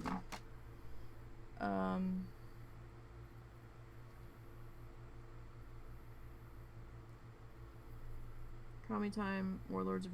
Wow, you're going to Warlords, huh? You are braver than I, sir. Like the one expansion that always irked the shit out of me. At least as a bloodthirsty, I just... Nope. But, I don't normally use it on my bloods because things get messy. Where did he go? He went out, Alright, I was just making sure. Looks like, yeah. Alright, I was making sure he wasn't getting in the dog bed. We have to keep a very close eye on Zuzu because he keeps trying to get in the dog bed and climb on top of Momo. And we don't know what Momo did. Both vets weren't entirely sure what Momo did to himself because on hands-on examination he wasn't giving any indications that he was in pain, but he was acting like he was in pain. So he has a slipped disc that can sometimes be an issue,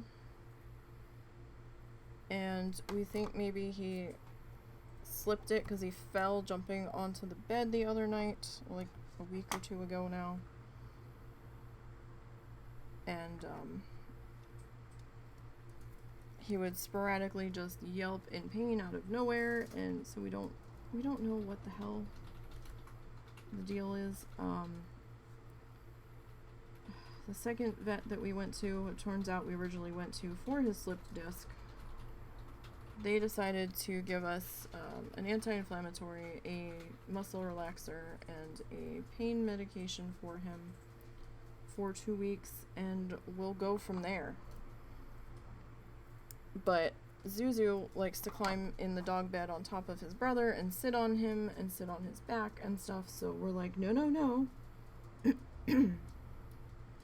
Don't do that. You can't do that. Not right now. And he's having a really hard time understanding why he can't do that. Where are you? No. What? Leave brother be. Leave Momo be. He's got to heal up. He's got to rest up. You can't cuddle with Momo. And he doesn't understand, so we've just had to be extra vigilant on making sure we know where he is and what the heck he's doing. So he's had to sleep with Russell the past few nights in his mom's room because throughout the night they will constantly, or they would constantly play musical sleeping spots where someone would be on the bed with me under the blankets, and then somebody gets up to move, and then they switch, and then they're both in the bed together, then they're both in my bed, and he doesn't understand. So it's been an added layer of of exhaustion this week. So alright, I think we'll do this one here. What happened to my... What happened to my... Does he have to potty? I don't know. It's been like I've been streaming for an hour and 40. You brought him back in before I started. So it might be getting close for potty time. You're also in Draenor in the moment. What expansions do you recommend? I personally just don't like Draenor. Let's see. Wrath is good to an extent. Pandaria can be iffy depending on where you're at, but some aspects of Pandaria can be good. You can do some of the half hill stuff, not all of it, but some of it. There's a link on the forums. Hang on, let me go find it while we're taking a quick stretch break. Husband's taking the doggy to go potty.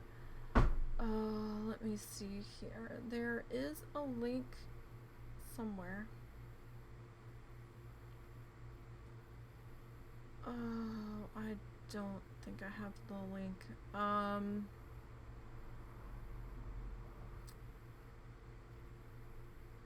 There's a forum thread on our website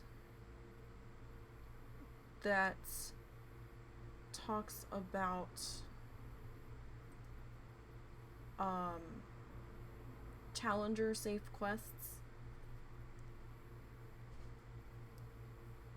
that you could look up. Why am I not putting my hands on this right now?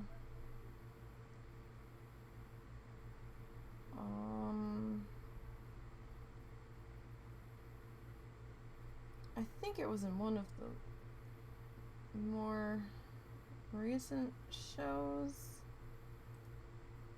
I can't remember the show that we talked about it on. Like, I've touched so much stuff for the show.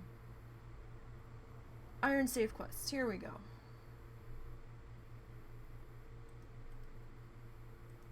As always, if there's something that you're not familiar... No, I didn't want to do that. No. I don't want to inspect. I want to paste. Thank you.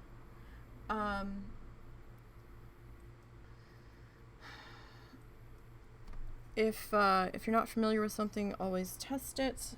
If you're able to, on a character that can die. I'm more comfortable with Outlands and in Wrath.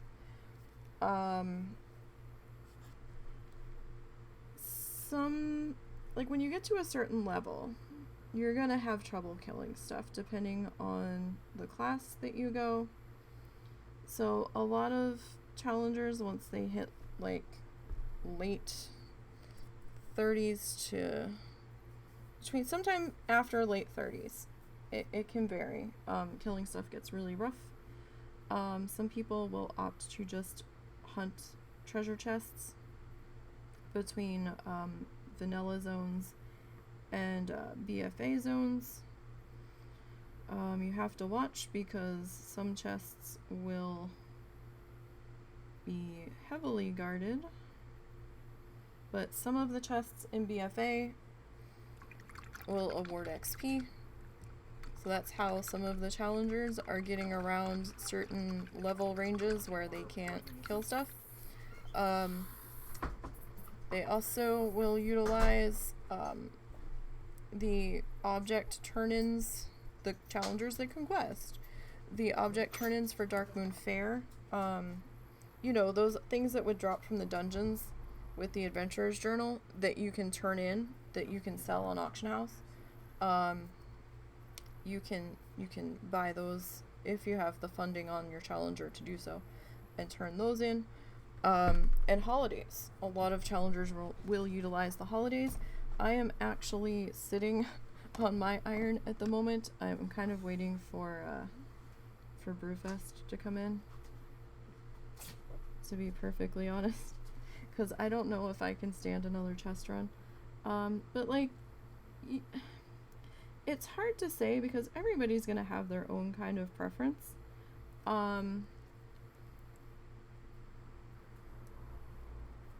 But you know, certain people like certain zones. Some people are like, oh, no, don't go to that zone. Like Red Ridge, it can be pretty deadly for a challenger, or at least it used to be. I don't know if that's still the case, because some of the quests involving some of the elites over there that you're supposed to be able to stealth from didn't always properly stealth you and stuff, so some people would do it anyway. But you know, I mean, you can go to certain X-Packs and just pick and choose what you're gonna do. Like, I tried killing some of the cranes in Karasong Wilds way back before level squish, and they did a spell that they handed my ass to me, and I was like, oh, I didn't know you did that. So a lot of it's trial and error. But like I said, some half hill stuff you can do.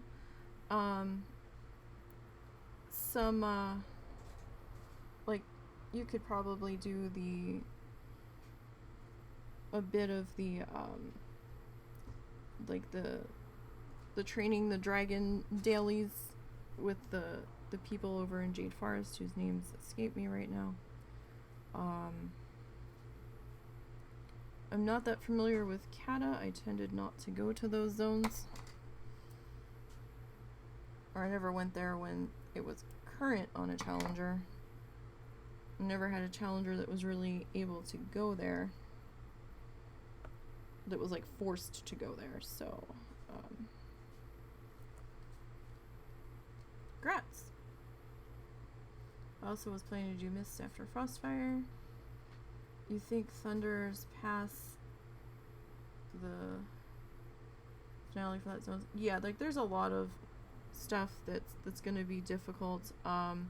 Like I was doing some world quests in Legion for a little bit, ones that I could do. My iron is a holy priest, so I definitely was limited on what I could kill. Like, it's also going to depend on, you know, the class that you've chosen, because some classes can get away with more things than others.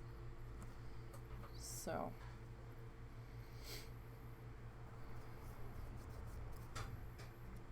Zaya and Stir might be good ones to ask, or maybe Azzy.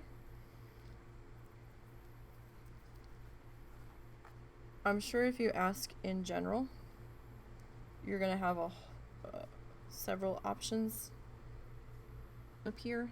It might take a day to get those options back, but depending on, you know, when people have checked on Discord.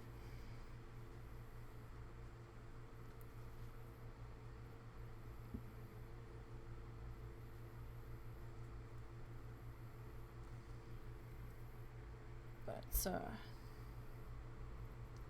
no, it's an option.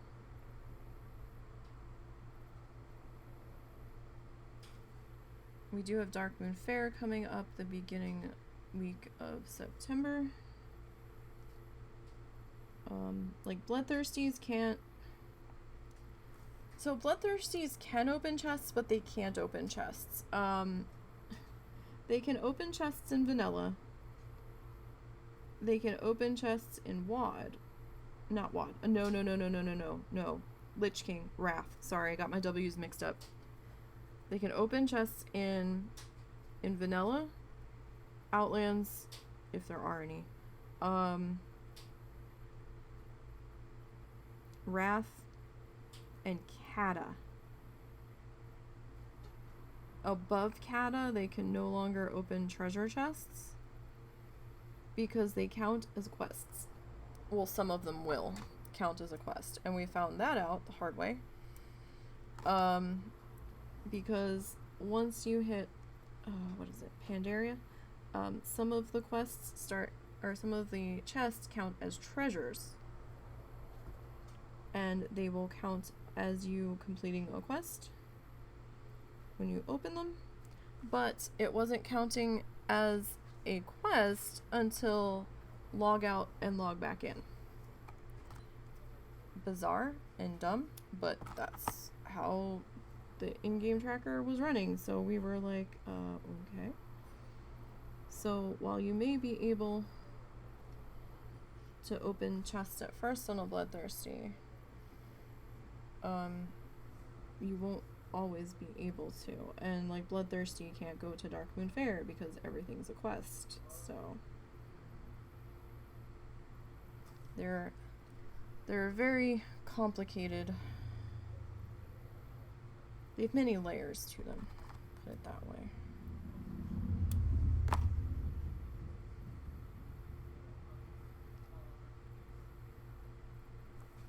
I wonder what the hell my mother is making to eat, because it smells weird. Or I am just being extra scent aware today. I'm in Arkansas. I grew up in New Jersey, so I'm really a Northeast girl at heart. I grew up in South New Jersey, Southern New Jersey, but we are currently living in northwestern Arkansas, so we're near the Oklahoma and Missouri borders. So we're currently in the middle of the country. So every so often, we're up near Fayetteville and Bentonville area. We're about a 2-hour drive from Tulsa, Oklahoma. We're like right near the Oklahoma, Arkansas border. So we're up in the northwest corner.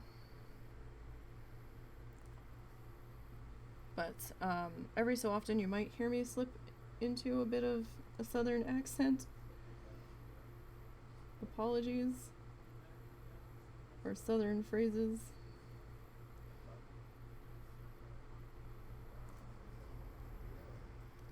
You live in England, so you can barely visualize it. Northwest is... no, we live in the central part of the country. I'm sorry.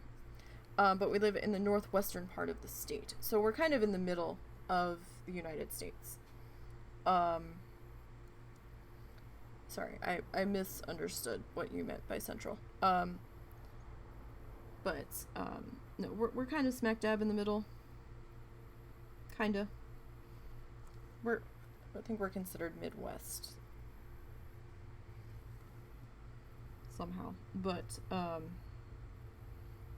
you know, land of tornadoes and all that.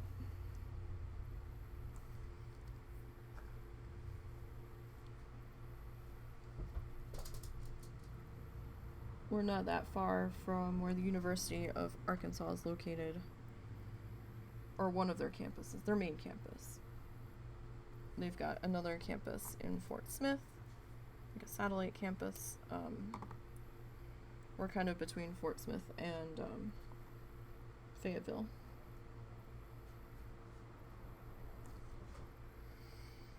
But no, we're kind of in the middle of the country. We get kind of everything weather-wise. It's either blazing balls hot or it's freezing cold. We have a few days of in-between. I miss New Jersey so much. I miss being on the East Coast. I miss the food the most. I miss being able to go to the beach because we're completely landlocked. We have a friend in Georgia, and every so often she's like, yeah, tornadoes nearby. Yeah, Georgia gets them too. Not as much, but they get their share. We've been lucky this year. so far. We haven't had too many tornado warnings where we are. We've had a few tornado watches as normal. I think we only had like maybe 2 or 3 tornado warnings so far this year. Oh, I would love not to have to deal with them. Like, we would get tornado watches occasionally through the summer at certain times in New Jersey, but nothing ever really came of them. It was just nerve-wracking for a few hours while the watch was up, but it never really materialized into a warning. Once in a great while it would, so I mean, you still had to pay attention. But here, it's like, if they scream tornado watch, you're like, oh fuck. So it's, you know you have to pay attention. Because we don't have a basement here, and that totally baffles me. That houses can be built, I mean, well, this house was built in sometime between 1921 and 1926. I found conflicting dates. So this house is pretty damn old. But, it baffles me how so many houses in tornado-prone areas can be built, bought, sold without having some kind of tornado shelter. Like, no basement, a lot of them don't have tornado shelters.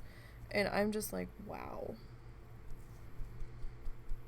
And a lot of people just assume that, these houses in tornado-prone areas have basements. No, a lot of them don't.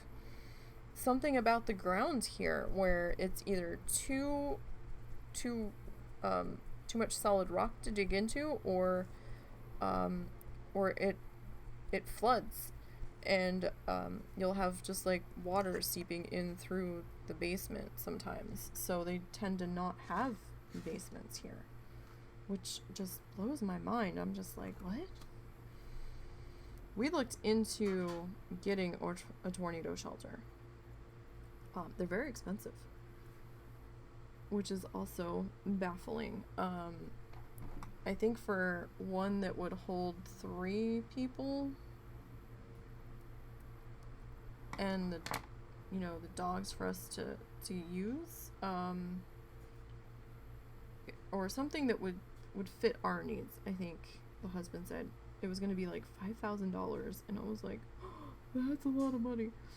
For us, that's a fuck ton of money.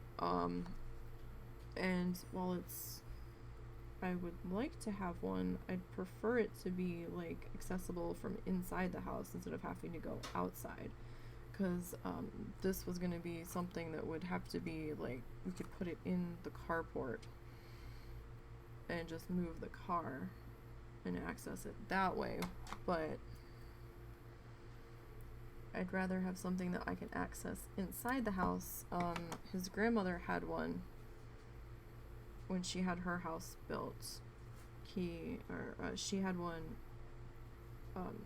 added to it, and she could access that from in the house. It was like through the back of a closet or something. She could access it.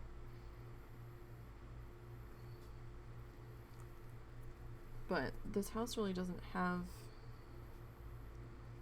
the room to be added onto like that. And we have like 2 closets in this house. 2.5 closets, excuse me. And there's like nowhere to go. There's no interior room without windows. Actually, no, there is no real central room.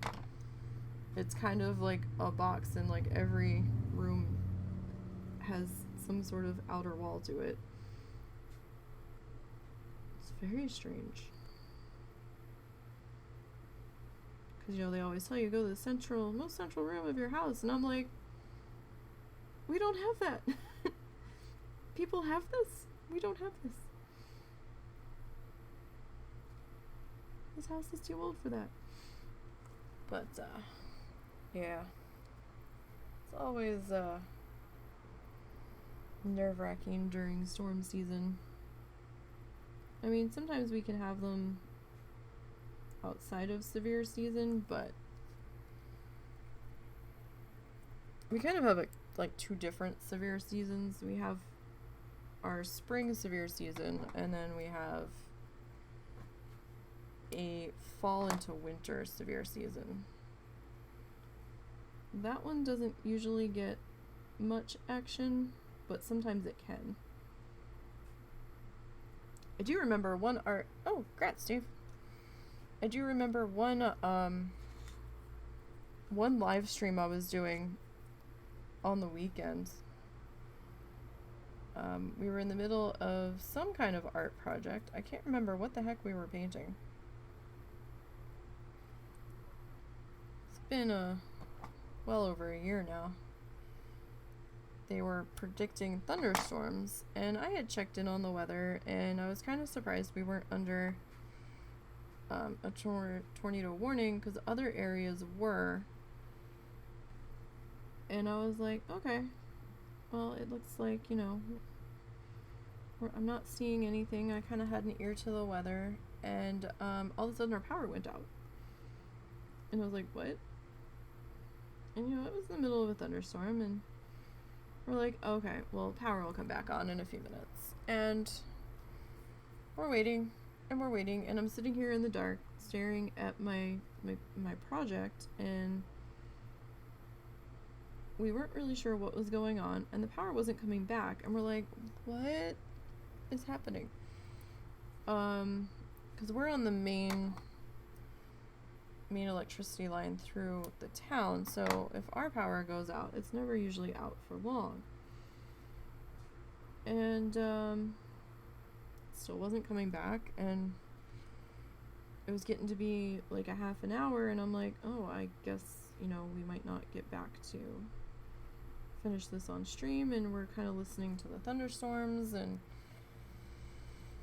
we're kind of like, what the fuck?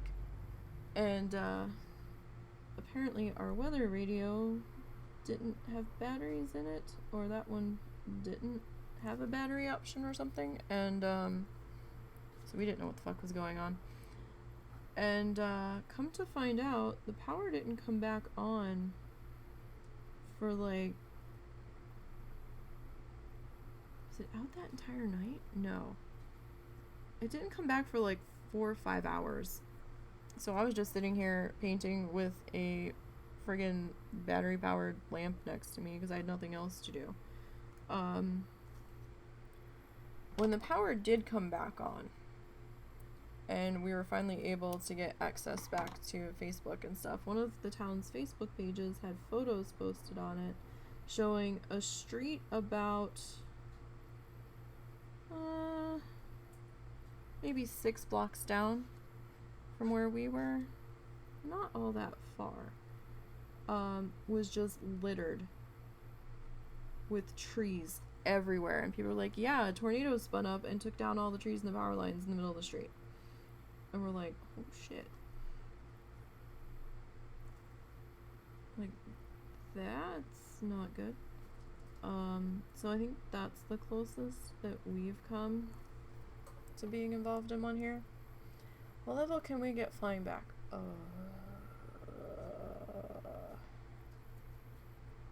think you can get your ground mounts at 10. I want to say increased ground mount might be 20. I want to say 30. I could be wrong, but I want to say 30.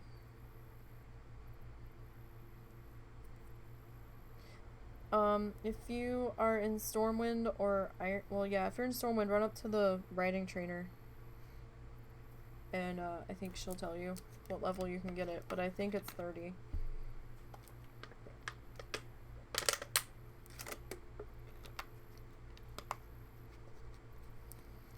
But you should be able to ride now. Sorry, I'm just cleaning off my stylus. I've got glue buildup on it. Alright, let me grab these guys, set them off to the side. Okay. Oh, uh-oh. I think I lost a paper that went flying. I felt it hit my leg and now I don't know where it went. Well, shit. Alright, I'm just gonna raise this up a little bit so that I can see to get in here and get this last little bit done on the edge in this section. Oh, just switch the cats? Yeah.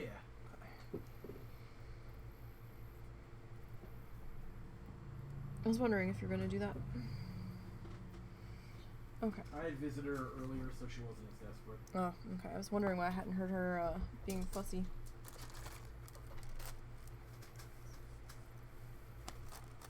Alright. So we need to twist some paper here for this feather guy.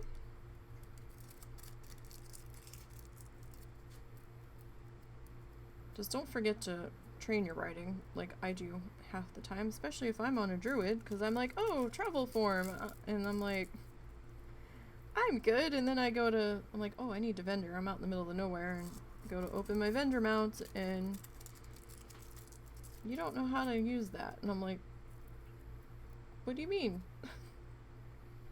I'm travel form. It's like, you still have to go train to ride. Right. And then I'll forget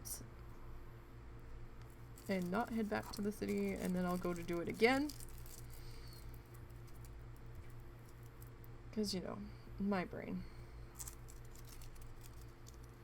How many do we need of this? What have we been getting on average? 1, 2, 3, 4, 5, 6, 7. 1, 2, 3, 4, 5, 6. 1, 2, 3, 4, 5, 6. Okay.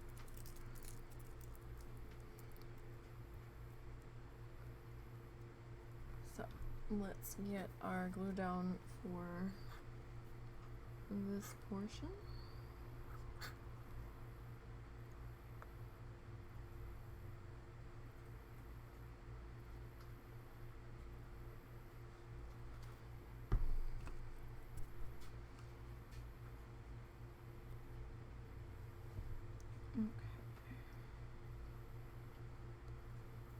Nope, get out of there, Fuzz. You're not part of this.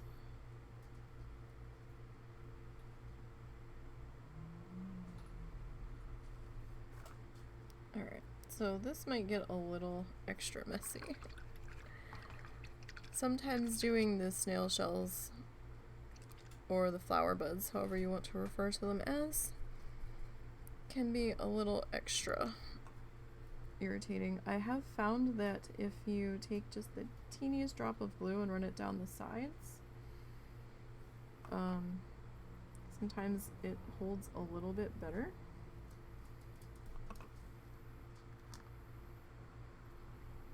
Sometimes it doesn't.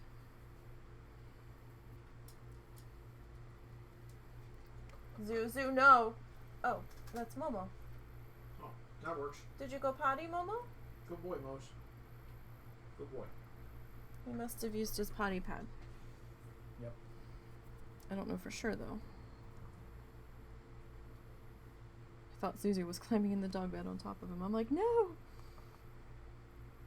And it's like, oh wait, wrong dog. That dog's fine.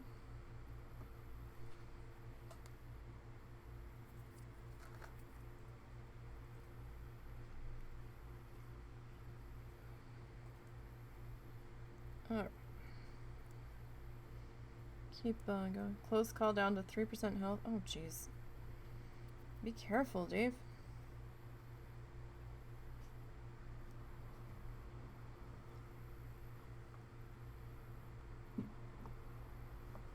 You can do it. We know you can. Ah.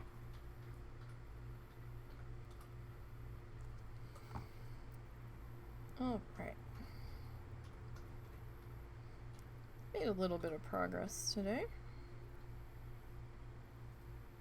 Pretty sure we started somewhere over here. Sorry, I see a piece of fuzz blowing in the fan. And my depth perception isn't the greatest. So I'm not sure where it is, and I'm trying to find it. And apparently I keep missing it. Apparently.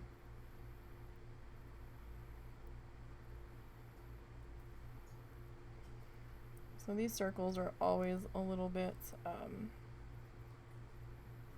messier. Just how they are.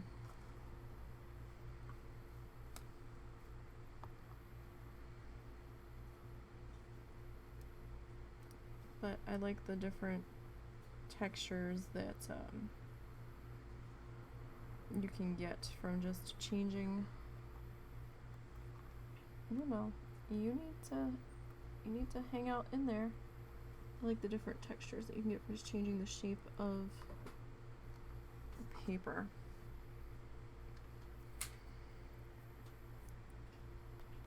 Alright, so now we need some of our orange guys that I've got scattered everywhere. That kind of went flying.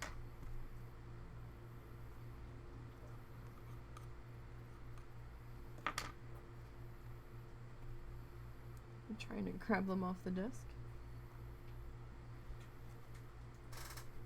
Trying being the key word. Alright. Now these guys are a little bit softer. Their tissue paper texture was much different than the blue stuff for some reason. For some reason you'll find crunchy tissue paper and you'll find the softer stuff. The softer stuff's a lot easier to work with. Which I find rather ironic. But I mean, I guess it makes sense. Alright. Let's get that spread out a little bit. So I do this painted key underneath because if there's any gaps, sometimes they won't be as noticeable if you have a color underneath of it that's not white, like if it's close enough to the color of the tissue paper that you're putting down. Sometimes if a gap does happen to appear, it won't be as glaringly obvious as if there was, like, if there was white canvas underneath, then the gap would be super obvious, and that would just drive me absolutely nutters. So it's just easier to have it pre-colored underneath. I gotta figure out what I'm making these dogs for dinner. Like, Momo hasn't wanted to get up to eat, so I've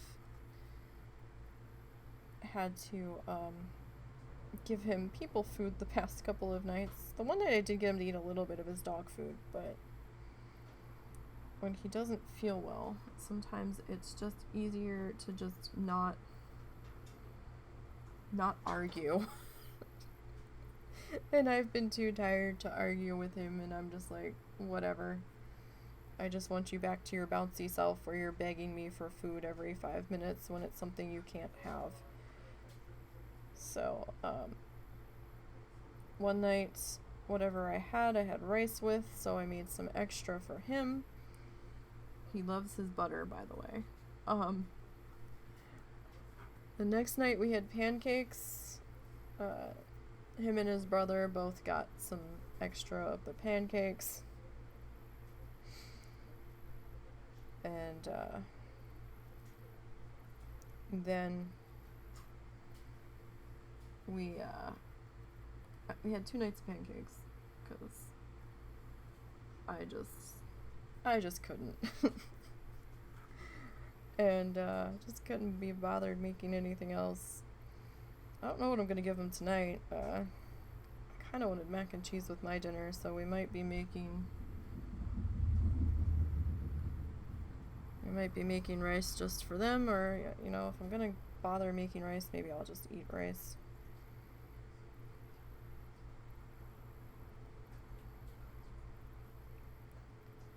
Don't know. He's had such a rough time of it lately. Like, he just had surgery in July on his neck. Like, he had to have a lump removed that turned out to be a gland that I think they were afraid it was going to turn cancerous, or it might have. That just completely unraveled there, so. So what Momo wants, if it's safe for Momo, Momo can have it right now.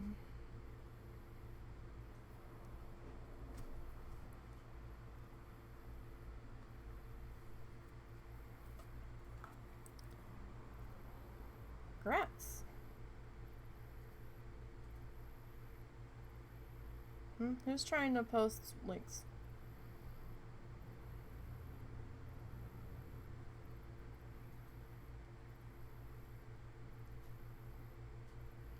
Okay, thanks. I didn't know you were in here. Yeah, and I happened to spot the Moobot notification, so might as well ban them. Yeah, I mean, at least say hi first.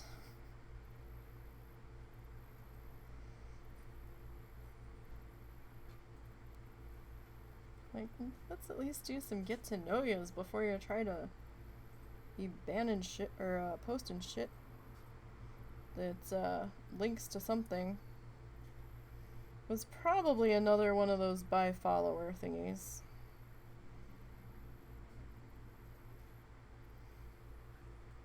It was. Oh, you could see what the message was? Yep. Okay, because it's not showing me what the message was. It's just Moobot deleted it before I saw it. Where did you see it? Under the mod window? Yeah, I saw Moobot gave the warning. It just showed it to me. Possibly okay. Just got up a mod. Alright, so I was gonna say, I didn't see what the link was. Just that somebody was trying to post it. But I know sometimes mods can see stuff that is a little more pertinent to what's going on.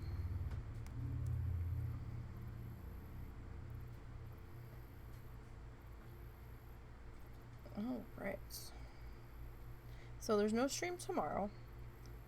Next stream is going to be on Wednesday. Oh, my stomach's growling. I can't make dinner yet though, because my mom's still in the kitchen, I think. But, I don't know what's going to be for dinner anyway. It's chicken of some sort, but I don't know how I'm doing my chicken. I'm feeling extra lazy today, so chicken might be going in the oven. Just because it's one less pan that I have to fucking wash. I got enough dishes to do later. But I feel like I was... Oh yeah, so no stream tomorrow, no stream on Tuesday. Well, I generally don't have a stream on Monday.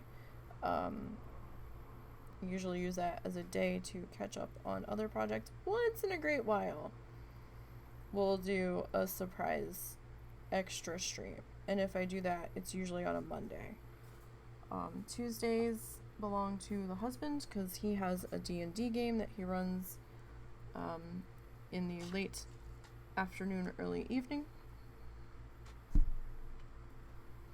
So no streams on Tuesday.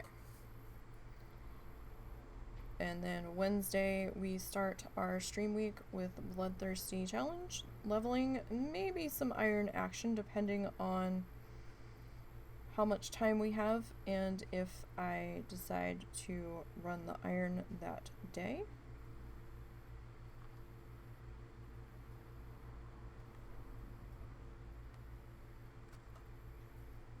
Maybe one more in there. I don't think we're gonna squeeze two more. Thursday right now, currently is Stardew Valley Day. That will be changing. I did back Coral Island on Kickstarter for the beta access tier. Right now, Alpha's in hard NDA lockdown. I don't know if they're gonna hold the hard NDA lockdown on beta. If they don't, we're gonna try to stream that.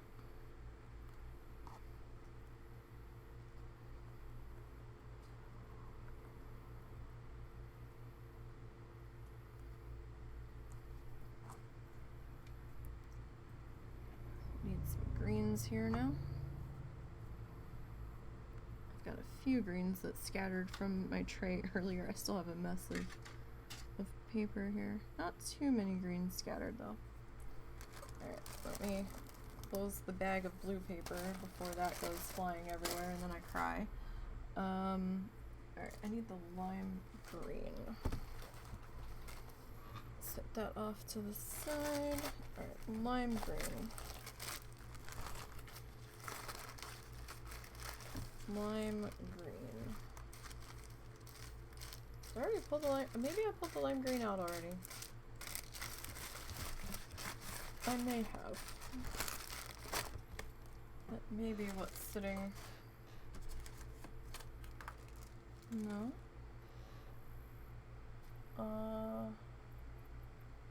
Did we use all of the lime green? Was that all that we had left? I didn't think so. Alright, hang on. Let's investigate this further. Lime green, where did you go? White, pink, purple, black, a different shade of pink, that's a different shade of green. Where's the lime green? Yellow, gray. I don't see any other bags sitting around. Like, I know I'm disorganized, but am I really that disorganized? Or am I just completely brain farting and not remembering that we used it all? That plate's empty. Huh. Well, that's... Nope, there it is. It fell out. I was gonna say, I knew we didn't run out. We still had plenty. At least for today.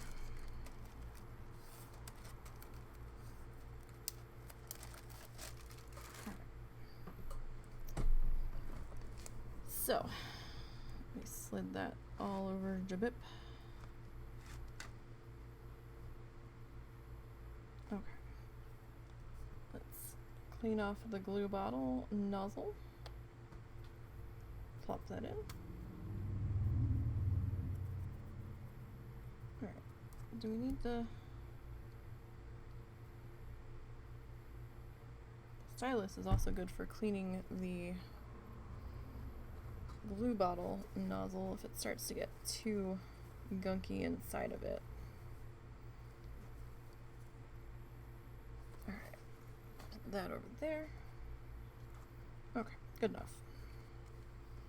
Let's get our next layer of green into here. So this one's probably going to look a little different because it's a slightly different shape.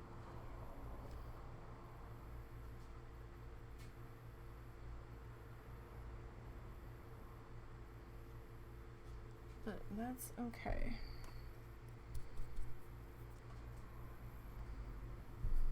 Alright, so we're just gonna use our brush to slide this around, redistribute some of it a little better.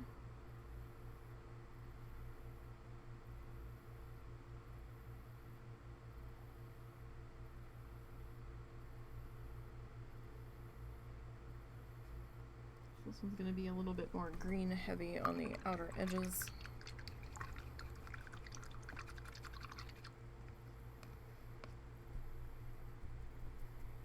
And that's okay, because not everything's going to be 100% symmetrical or identical.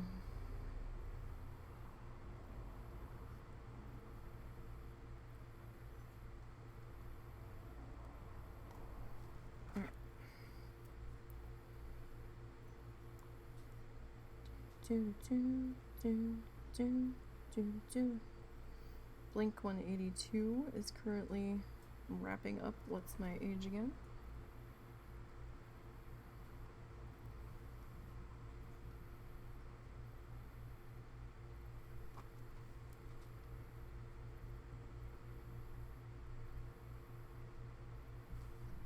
Alright, clean off my fingers there.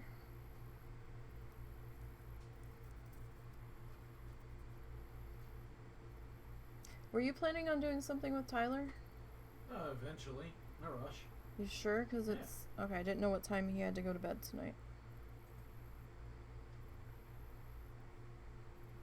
Because I just realized what time it was. And I got a little bit of a later start today.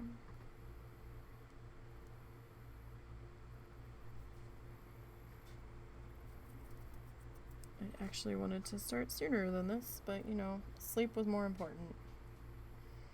So I know I have a 3 p.m. start time listed on the schedule. That doesn't always happen, but it's never actually, stream's never actually canceled unless I say it's canceled on the Twitters. And if I have to cancel, I will definitely tell you guys.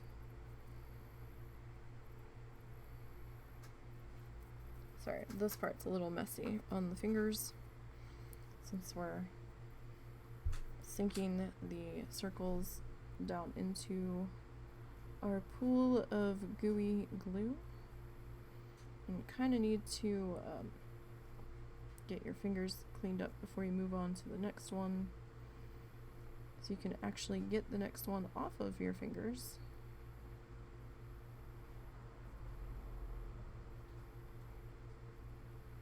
So while I do like working with the softer tissue paper the best, do keep in mind that you can't be as rough with it. You do have to have a gentle hand with it when doing the twisting. So you take the paper sneak and then you just grab one end, you just kind of roll it in on itself. So like when you're doing this and you're pulling it tight and wrapping it, sometimes you can pull it a little too tight and a little piece will rip off the end. So just, you know, firm but gentle. If there was ever a conflicting direction being given. Alright. I know it's really hard to see, because you know they are tiny pieces of paper.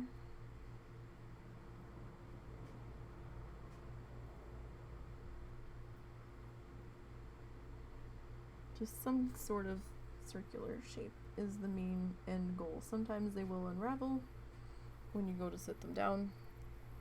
It just happens. It is paper after all, and it does have a mind of its own at times, or at least that's what it feels like. Sorry, just trying to get the little glue bits off of my fingers.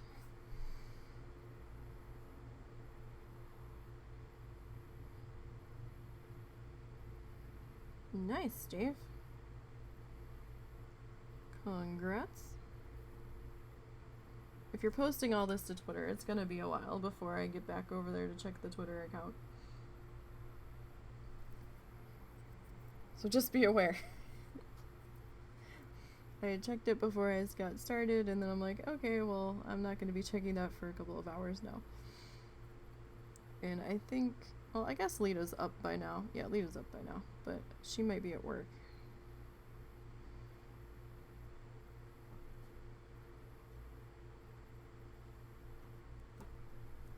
And I don't know how much Star pays attention to The Twitter account?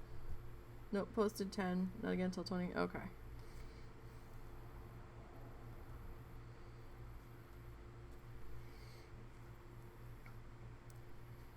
I'm happy with the progress we've made today. In the amount of time that we've been working.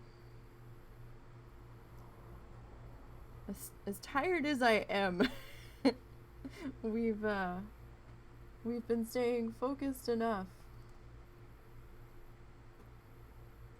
Which is quite a feat in and of itself.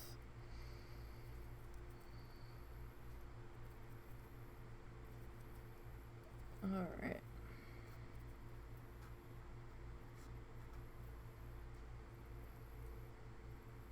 I'm gonna have to go back and watch some archives of the hurricane coverage tonight. Or tomorrow. Once most of the major stuff has stopped. I'm usually glued to news outlets when this stuff is going on, so it's like killing me that I haven't been able to watch it. Dang you, hurricane hitting on a stream day.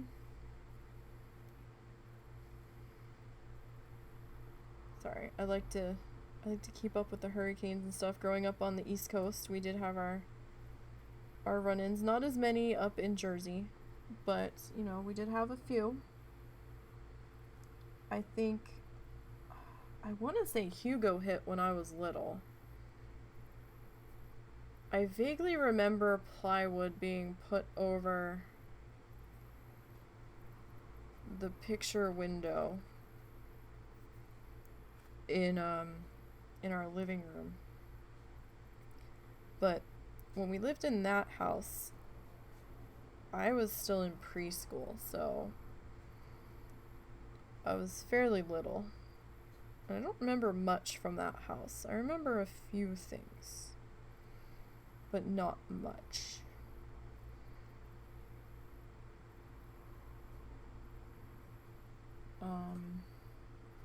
But I think I vaguely remember that. Yeah, I had a feeling you were gonna not cooperate there. I could just tell when I was wrapping that one up that it just didn't want to hold. And we were still living in Jersey when Sandy hit. We didn't get the flooding that a lot of people did, like up in North Jersey. We did have wind damage on the property. Our neighbor's tree fell. It upended our fence because their tree roots, the root ball of their tree went under our fence, and half the fence had fallen over. They had some roof damage that they kept fighting with the insurance company about getting fixed. Our fence never did get fixed by them. We had to fix it ourselves.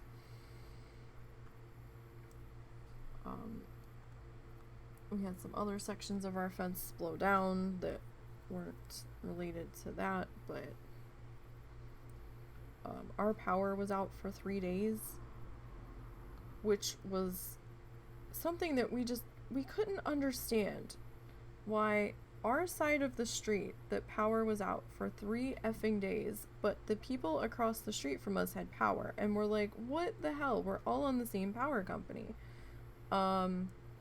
Turned out we were on a different transformer than them, and there was no power line down.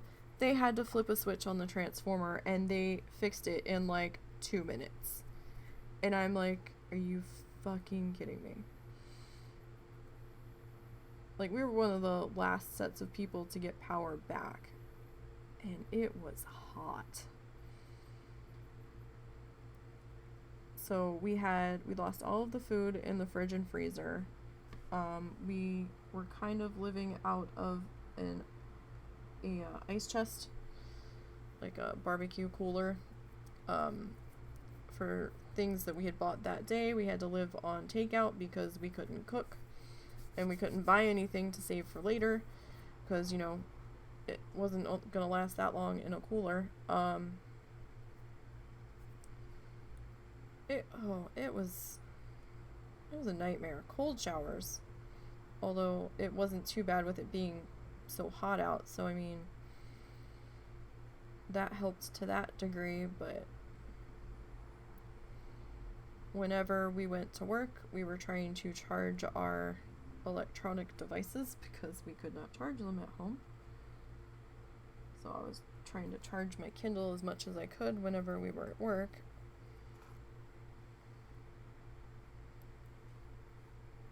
It was pretty rough. Plus, our room was in the basement of my parents' house. There was a finished room down there that we utilized because it was bigger than my bedroom upstairs by leaps and bounds. And so it was dark down there. We had flashlights and couldn't really light any candles down there because there was a shag carpet, and I'm like, oh no.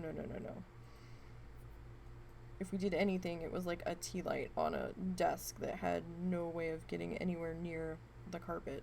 But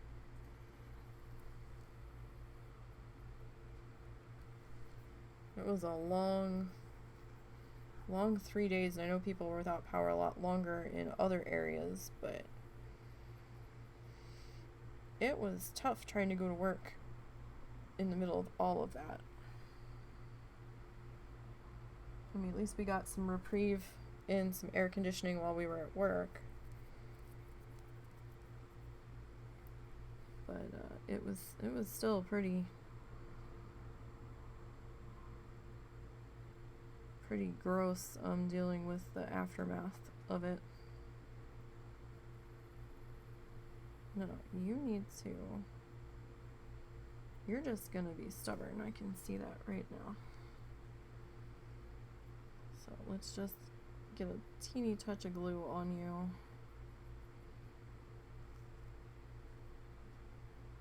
See if we can get you to cooperate a little bit better. Okay. So I mean, when they were showing the power outage map I caught before I came on, some of those people are going to be without electricity if they have a home still standing. Probably a month.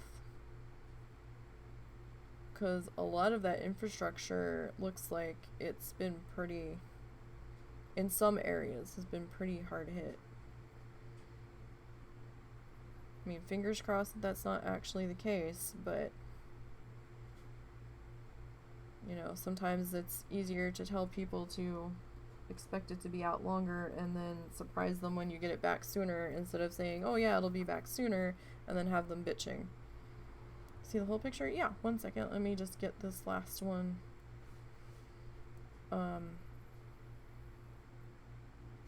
finished up that's in my fingers so I can touch my mouse.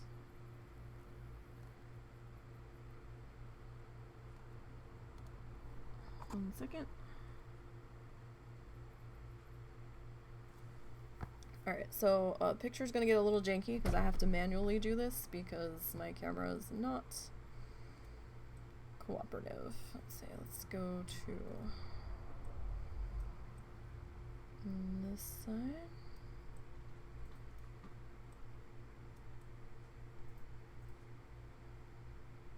Okay, so that's it sideways.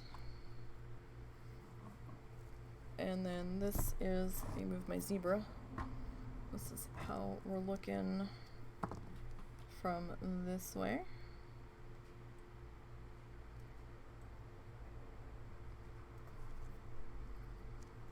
Kind of hard because he doesn't want to fit on the screen all that well. Let me see here. So there's the top of him. See if I can get him shrunk down a little bit further.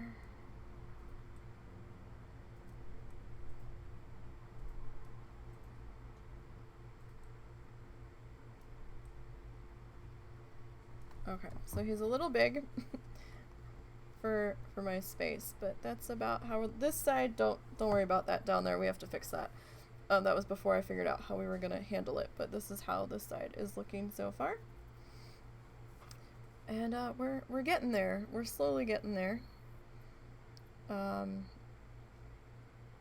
Congrats, Dave. Thank you. It's definitely, this particular project is definitely a labor of love. Our other one, I've got 2 other ones that I've done. Hang on. What's wrong? Oh, I'm grabbing things. I didn't feel like asking you to get up and get it because the cat was going to be weird. Okay, well, someone is clearly begging because there are 2 puppies missing from the bed. Really? Well, that's a good sign. Could you keep it? Could you keep it like that and phase it? What do you mean phase it over? I'm confused. Oh goodness, cat hair. Cat hair, dog hair, stuck to the edge. Let's get that off of there. Okay, so this is the Bob Ross one that we did, where we tried to recreate one of his paintings, like gradually combine. I don't know, because I'm only working with one camera, so I'm not sure if I can get it to do that. I mean, I can leave it as it's sitting at the moment, but this is the Bob Ross recreation that we did.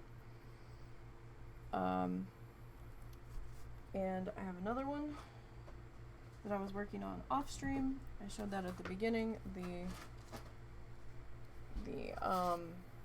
The lobster trap floats.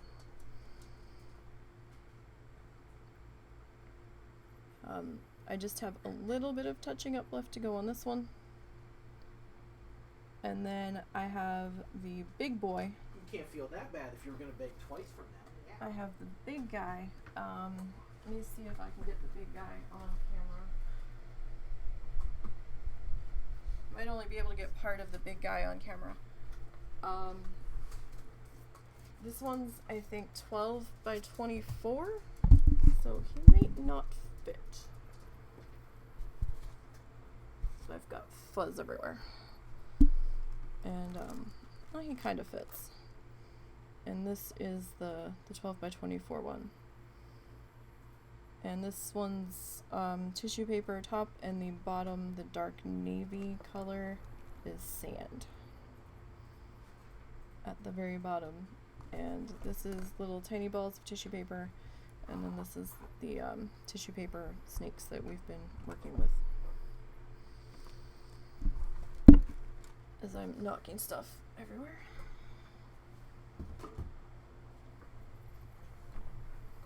But I can leave it zoomed out for a little bit, I guess. But I don't know if I can combine the 2 styles, because I only have the one camera.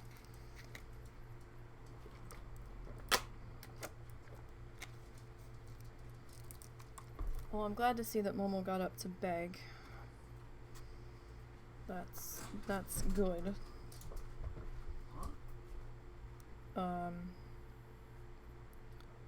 His one muscle relaxer might have worn off though, because I think he got that around 11. He's supposed to get the next one, I think, in a half an hour.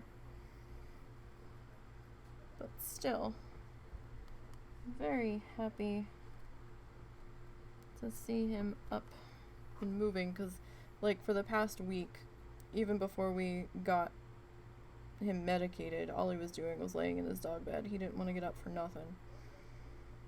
He wasn't getting up to beg for food from anybody. He didn't want to get up to go pee. He just laid there. So we are happy to see him up and moving. I feel like we're zoomed out a little too far now, though. It looks blurry. Almost that part of my screen is dirty. I may have to clean the camera lens, too. This camera has like an autofocus on it, so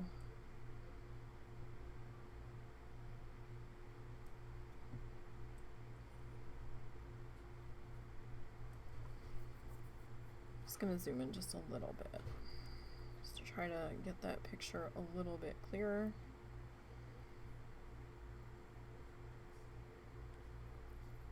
All right. Oh, glue string on my finger. All right. Nope, nope, nope. You belong there, not on my finger. Thank you. So yeah, I'd started to outline some of the body when I was trying to figure out how we were going to handle the feathers. And I had started to do it a little differently down in the one bottom corner that you can't really see, and then I figured out how I was going to handle it, because I was trying to follow the reference photo a little too closely. And then I just kind of was like, right, so we're not really going to be able to do it that way. That's fine. Once I worked out the plan in my head of how to handle it. Everything okay? Huh? Yeah. Okay. Your dog felt well enough to not only go beg from your parents, but do it twice. Well, that's good. But his medication's probably also kind of worn off because he's due in the next half an hour. Yeah, but he must be feeling somewhat better to be that willing. Yeah. Did she even have anything he could have? No, I gave him some nuts instead. I was gonna say, they don't always eat stuff that's doggy approved.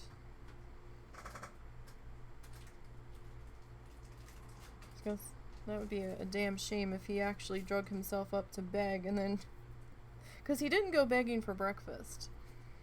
He was like, no, I don't care.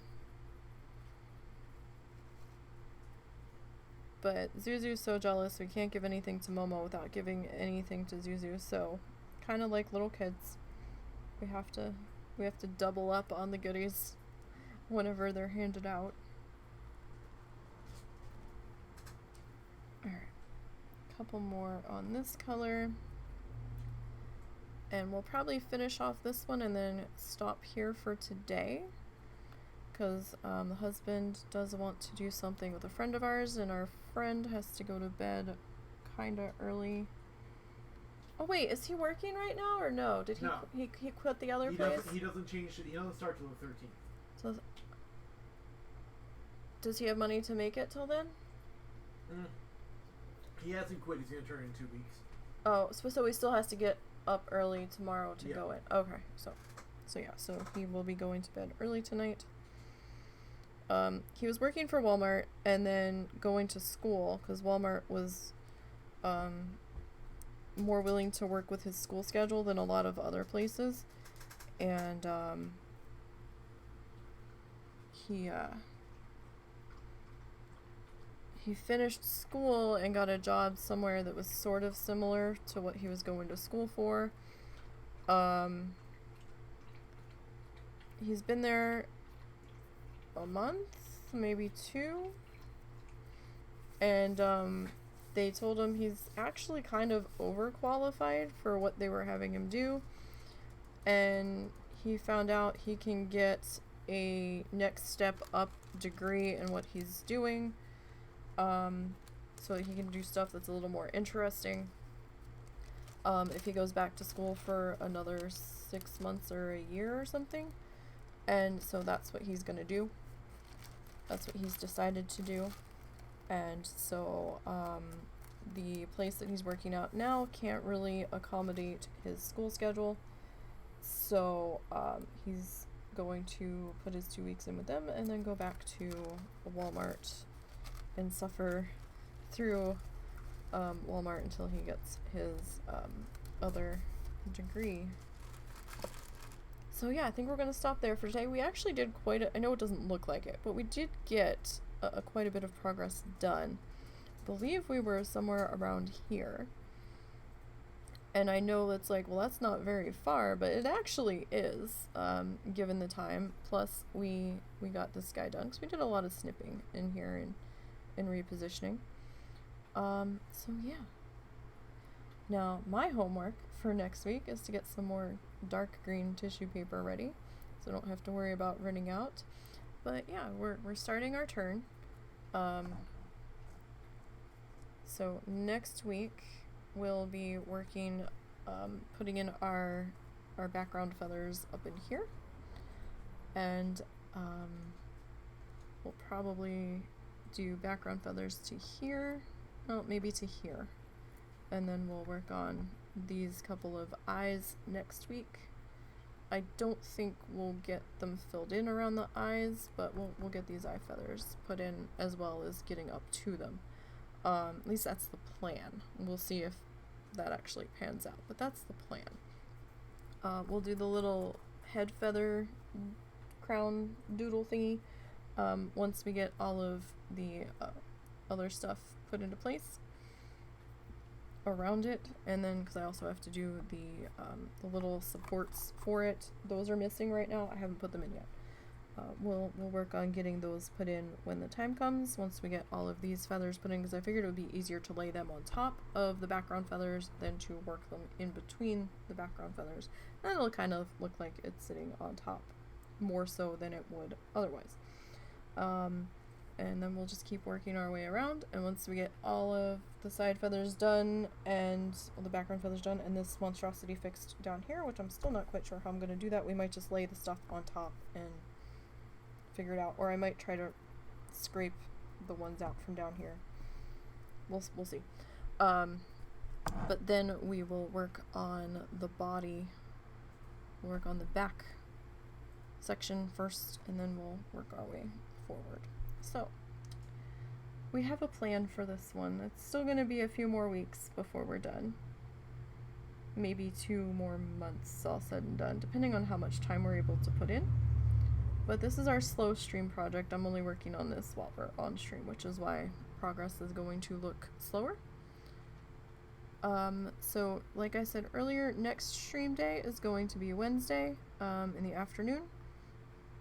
We'll be working on the Bloodthirsty Challenge again. So far I've got the monk, the holy priest, and the mage ready to go. I'm trying to get the rogue ready. We'll see how long my sanity holds out if I can get them ready for Wednesday. I might be able to with some breaks in between. We'll see. And Thursday right now is Stardew Valley. And then Friday will be another franchise Friday with Planet Zoo. And this coming Saturday, the 4th, I might do an extra stream. We'll see how I feel. We'll see how things go, because there is no WoW Challenges podcast on the 4th.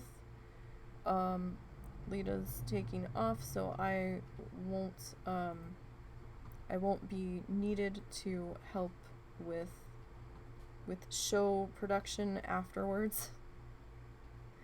Getting everything posted where it needs to go, since I'm one of the posty people, or kind of the posty person aside from when Lita posts stuff. But we do have some holidays coming up soon that I'll have to work on write-ups for the website. We will still be including the holiday guidelines for the challenges that can't currently be tracked, for those that still want to give it a try aside from the tracking aspect of it. So don't worry about that. We're still going to try to include those. Because why stop now? So yeah, so you guys have a great start to your week. Enjoy the rest of your evening. Thank you for popping in. I do appreciate it. Appreciate the likes, the retweets, all that. You can follow me on Twitter at NiseyBGN, and I usually archive the live streams over on the YouTube channel. I have everything in playlists. So if it doesn't look like there's anything up there, just click the playlist option and I will have playlist stuff up there. There will be a gap in time between WoW Challenges stuff or when anything was posted, because we were having internet issues for a while. But I try to remember to slide the stuff over to YouTube. Sometimes I remember, sometimes I don't, but I'm trying to get better about that. So there is an archive of past live streams over there between WoW challenges, and there's a couple things of Minecraft. I do want to get back into Minecraft and start working back in there. And I do have plans for a sandbox planet zoo that I'm sort of working on. But, you know, I want to do all of the things. I just don't have time to do all of the things because life. But that's the plan. So, again, you guys have a good night. Enjoy your work week. I will see you Wednesday, hopefully. Take care of yourselves. And until next time, have a good one.